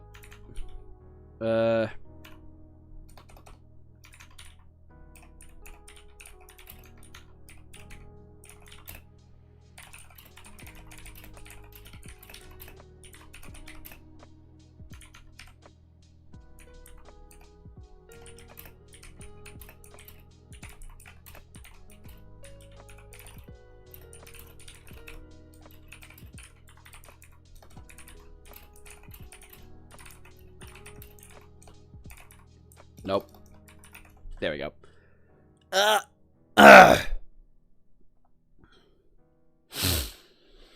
Since he wanted to act as a seer, Klein had no longer had any revelations. He completely personified the identity. Yes, Miss Vanis is very picky about the quality of tea, Angelica said, stunned.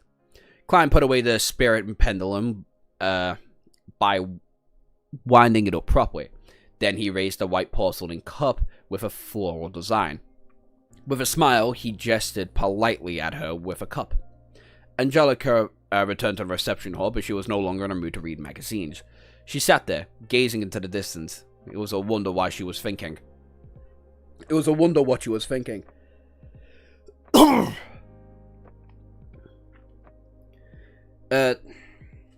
not helping. Discontinued until the door knocks on the door. She jolted awake and hurriedly looked at the entrance, only to see a lady dressed in a light blue dress. The lady took off the veiled hat with a blue ribbon. She looked calm and melancholic. Good afternoon, esteemed lady. Would you like to join the divination club, or are you looking for a divination? Angelica asked like clockwork. I want a divination. The lady had a beautiful pair of eyes hidden with sorrow, and a bit of her lower lip as she spoke. Angelica guided her to the sofa and explained how a divination club worked in detail. She picked up the album and handed it over to her. You can pick anyone. In her low spirits, the lady flipped through the album seriously. There were too many club members there were that day. There were too many choices. It left her quite upset. Can you recommend one from a few pages? She pointed from the middle section of the album, omitting the fortune teller's prices, about 2 soil and those that are 4 pence.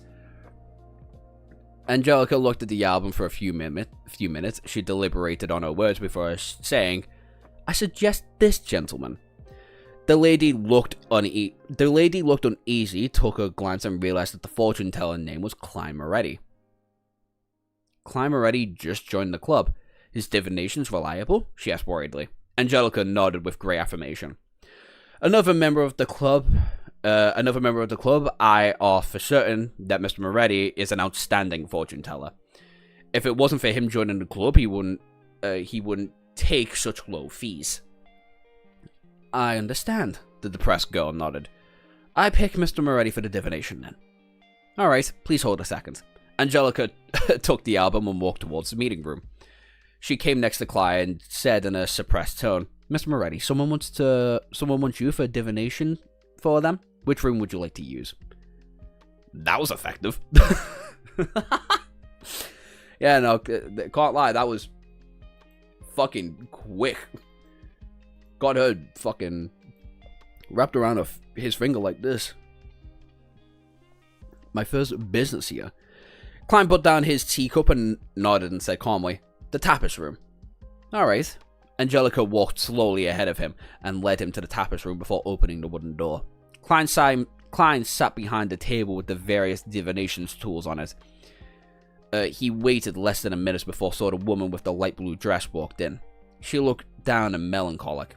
Seizing the opportunity, when she closed the door, he tapped the gabula twice. The yellow in her stomach seems a little dull. The dark colors of her emotions is very heavy, mainly worry and anxiety. She looked at her. Klein looked her over and carefully leaned forward, then lifted his hand and cut off the spirit vision. "Good day, Miss Moretti." The woman in the light blue dress sat down. "Good afternoon. How may I address you?" Klein said politely, not carrying much hope on getting an answer. Or not getting an answer. Fuck me.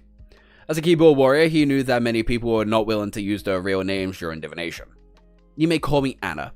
The girl put a veil to the side. She looked at Klein with mixed anticipation and doubt, and said, "I would like a divination about my finance situation." He traveled to the southern continent in March for a business deal. He sent me, his family, a telegram last month on the 3rd, saying that he's going to sail and return. He did not return after 20 days at first. I believe his delay was due to the berserk seas weather, but as of today, it's been a month. And the ship he took, the Aliatha, still hasn't arrived in the Emmet Harbor. Emmet Harbor. The ocean has separated the northern and southern continent was called the Berserk Sea. It was well known for its natural calamities and its countless dangerous currents. If it was not for the Emperor Roselle, who had sent the men to discover a few safer sea routes, countries in the northern continent would have still yet to have entered the age of colonization, let alone lay an underwater cable completely on transoceanic telegraph. Klein looked at his very first client of his career as a seer and asked carefully, "Which divination method do you wish to use?" Klein, 1 prayer 2. Fool gets a free tarot card reading.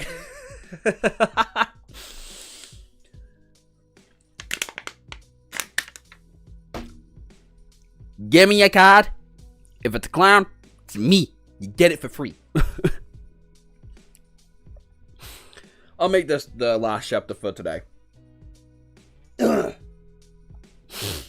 Because I can feel everything trying to kick my ass at once right now. Chapter 55, Revelations. Honestly, these last couple of chapters have been pretty good.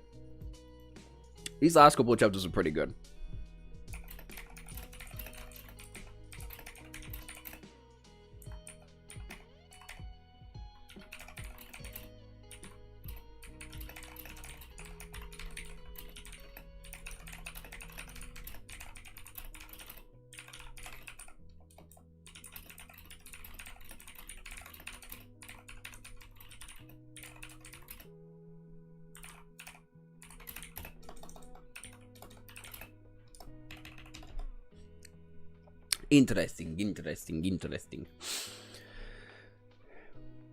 Anne, with her beautiful eyes, hesitated for more than 10 seconds.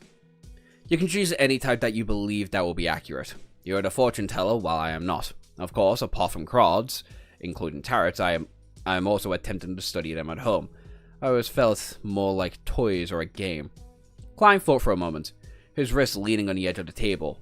He stapled his hands before his face. He glanced peacefully. He said softly, "Then we shall use an astrolabe." He pointed at the fountain pen and struck a white piece of paper on the table and said, "Write down the name of your fiancé, as well as as long as his facial features, address, the date of birth. That would be better if you can remember the specific time he was born." From her clothes, makeup, and demure, Klein did not believe that she was illiterate. Anne did not reply. She extended her hand and took a piece of paper. She lifted a pen and dripped it onto the ink. She started writing. pausing occasionally to think. 2 minutes later, she pushed the paper towards Klein. Klein received it and turned it around. The information on the paper. Joyce Mayer, 15th of September, 1323, 2 p.m., Tingan City, East Borough, 8th Stephen Street, short blonde hair, anquil nose. With just a short glance, Klein quickly calculated the person's spiritual number. 6. Okay. 1 plus 5 equals 6. Oh, yeah. I completely forgot about the fucking spirit number shit. In the study of spirit numerology and mysticism, adding the numbers of the date of the person born was called the birthday path number, affecting the person's life before 27. The birth month pathways, calculated by adding the number of the birth month, affected their life from 27 to 54 years old, while the person's birth year number, calculating the numbers in the birth year, affected their life from 54 and onwards. It was July 1394, so Joyce was not yet 27. Thus, Klein immediately calculated the birth date of the path number. The number 6 represented a balanced and harmonious life, with a heart of giving a decent marriage or engagement. Following this, he quickly calculated Joy's path year number. The so-called year path number was calculated by replacing the birth year with the current year. The digits that were added to the birthday path number and the birth month path number to get a general understanding of the person's luck for the year. 1394, 1 plus 3 plus 4 plus 9 equals 17. 1 plus 7 plus 8, colon, 8 plus 9. Why are we doing math? The birth month path number, 6. Birthday path number, 23, colon, 2 plus 3 equals 5. His year path number is 5, signifying that he would meet the change. What? Signifying that he would meet with change in an accident. Oh. He would not be required to take a certain risk. Klein made a sound judgment after consolidating the facts. He confirmed that the information Anna gave him was correct. He retracted his gaze from the paper and turned towards Anna.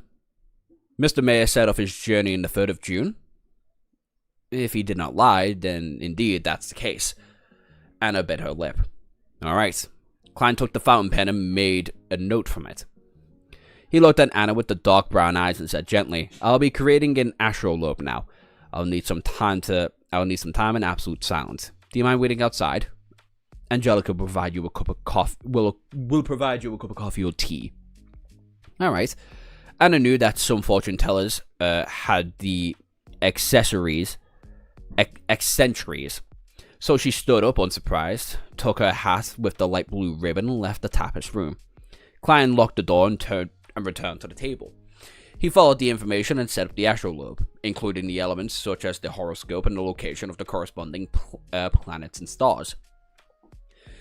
Throughout the entire process, he did not open the astromancy manual. He completed the setup based on his memory. After a few days, his mysticism studies, Klein realized that he could easily grasp and understand anything about divination, quickly turning it into instincts. Hey, brother's getting good.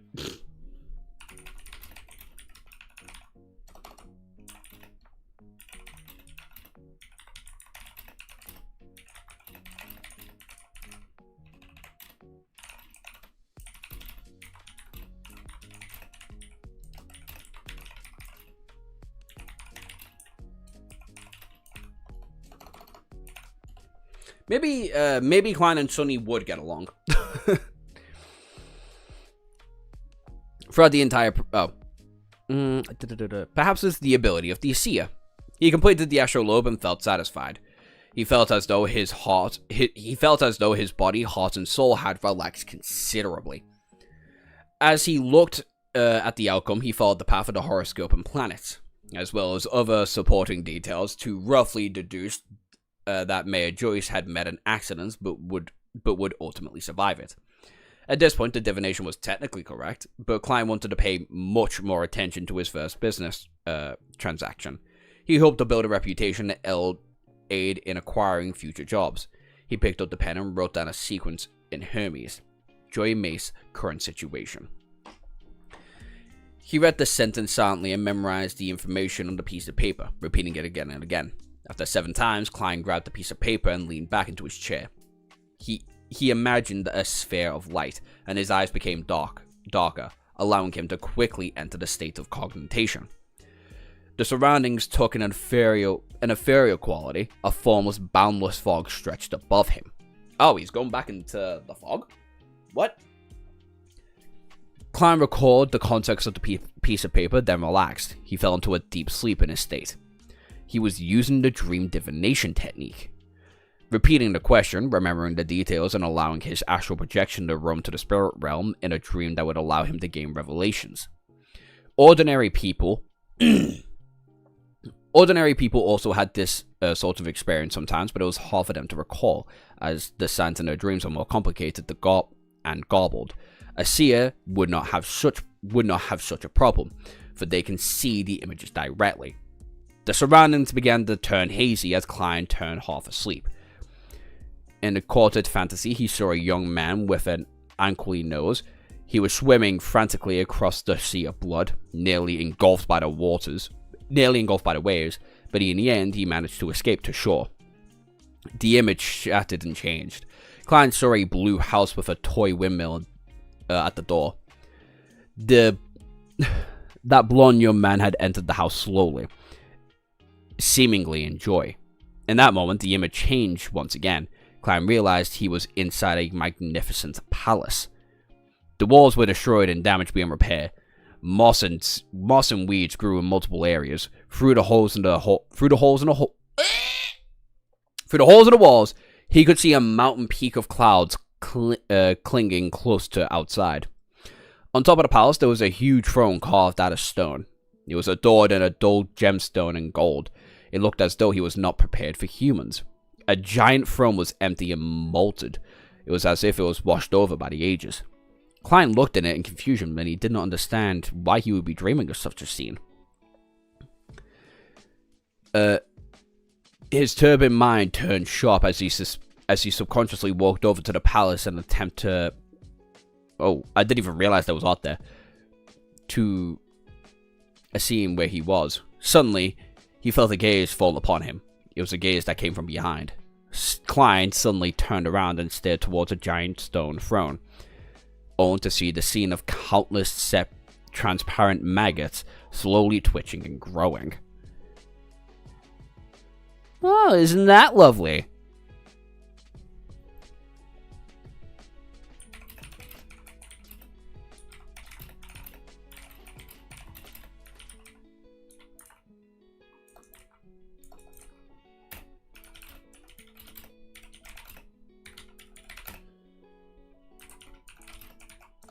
That's not how you spell creature.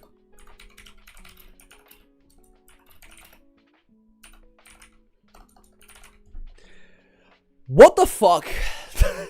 What could this even mean? What is this meant to represent? Klein gasped. He opened his eyes and woke up from the dream. Crystal balls, tarot cards, and the prepared astral lobe entered his vision. Reality quickly replaced fantasy. The initial dream was the result of divination. But what was that latter dream about? It seems as though it was targeted at me. Klein put on a piece of paper. He rubbed his temples and contemplated. He could confirm that it wasn't a fear projecting itself from the form of a dream. He was doing the divination himself. A palace not meant for humans on the peak of a mountain. A silent stare and a contorted and weird scene of maggots. Klein silently guessed what he recalled.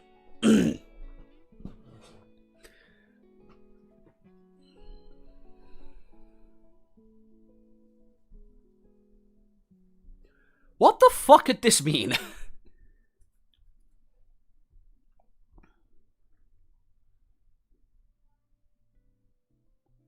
Actually, this could be representing Klein himself, like right now. If my idea that the whole universes are, like, laid on top of each other, for example, then the maggots could just be Klein. The palace on top of the mountain could be, like, the fog wall that might be just, like, above both realms and shit, and he's in the throne.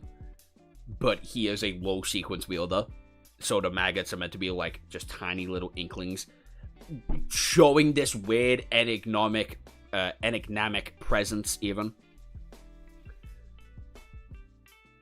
Giving off this weirdly god-esque feel, even though it is a bunch of small, weak-minded creatures. That's interesting. Or it could just be a fucking monster Klein has to fight. I don't know. But I think I prefer my first interpretation of this. He could not confirm... Oh, I already read all this. Has the Look Enchantment ritual communicated with its existence, or is it the result of the antagonist family's notebook? Right, the notebook. He mentioned the donation of the Evernight in the Hornicus mountain range. The palace was in the dream of the mountain peak. Oh, so it could be the antagonist family? Or representing it so? He made a simple deduction that had relieved that he had picked Sia. According to O'Neill, Miss Ray Pryor could also divine through dreams, but they weren't as effective as Sia. It sure isn't letting me go. All I can hope for is for an early capture of Ray Bieber. Klein collected himself and picked up the pieces of paper with a diagram of the astrolabe. He slowly walked towards the door. He opened the door and headed towards the reception area and saw Anna looking outside the window, completely ignoring her black tea. Ah, Mr. Moretti. She saw Klein in her rehearsal vision and stood up in a hurry. Klein did not answer immediately. Instead, he asked according to the revelation he asked in a dream. Does your house or Mr. Mayor's house have a toy windmill? Anna's eyes widened, shocked in silence. After a while, she muttered, "That was a present he gave me. Or it was by the door of my house. How did you know that? Can it be divided? Divinated?" Klein smiled and spoke in a gentle tone. "Congratulations, Miss Anna. Miss Schroyer is currently a guest at your place. If you rush back, you should be able to meet him. He just experienced a calamity and unimaginable painful journey. What he needs is not questions, but consolation and a warm hug." "Really?"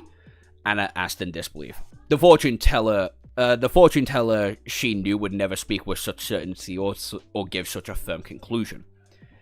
You will know if you go back immediately," Klein said in a gentle tone and smile. "Oh, the Lord of Storm. Is it true? Has my poor Joyce returned? Are you certain?" "No, I cannot believe it." Anna froze for a moment and said in delirious words. She took out one soil note from her paws and did not wait for Klein to give her the change. She broke into a small jog and left the divination club, taking a carriage back home. "Does this include my tip?" He looked at the note and shook his head with a laugh. Yeah, at least his fraudulency is getting people somewhere. The two-wheeled carriage steered quickly across the street and entered Eastborough. Anna watched the street sweeping past her, feeling a mixture of unease, anticipation, and fear. It did not take her long before the toy windmill entered into her field of vision. She got off the carriage, showing no care for bearing. She staggered quickly towards the door and rang the doorbell. The door cracked open, revealing a blonde young man dressed in a formal black suit. He was haggard. His eyes carried a glint of joy, and he had an aquiline nose. "I thought that you would miss me today," Joyce said in a smile. "Oh, exalted to see him, you're really back," Anne rubbed her eyes, exclaiming with a pleasant surprise. "What the fortune teller said was true." "No, that was a real seer. It was simply fascinating." Thoughts welled in her mind as Anne pounced forward with tears in her eyes and gave her fiancé a warm hug. The two of them hugged silently outside the grayish-blue house. The toy windmill turned slowly, seemingly tossing all of the different difficulties far away. That's all right. That was an interesting gap of chapters. I'll say that. Yeah. What an interesting gap of chapters. Okay. That art's really thrown me in a fucking loop, though. Because that art can mean, like, 2 different things. And I don't know which one would be the correct way to interpret it. I think my initial interpretation is correct, though. Like, the maggots being Klein. Like, the entire scenario is representing what Klein currently is. He's looking like this deity, but he is a collection of, like, multiple different things.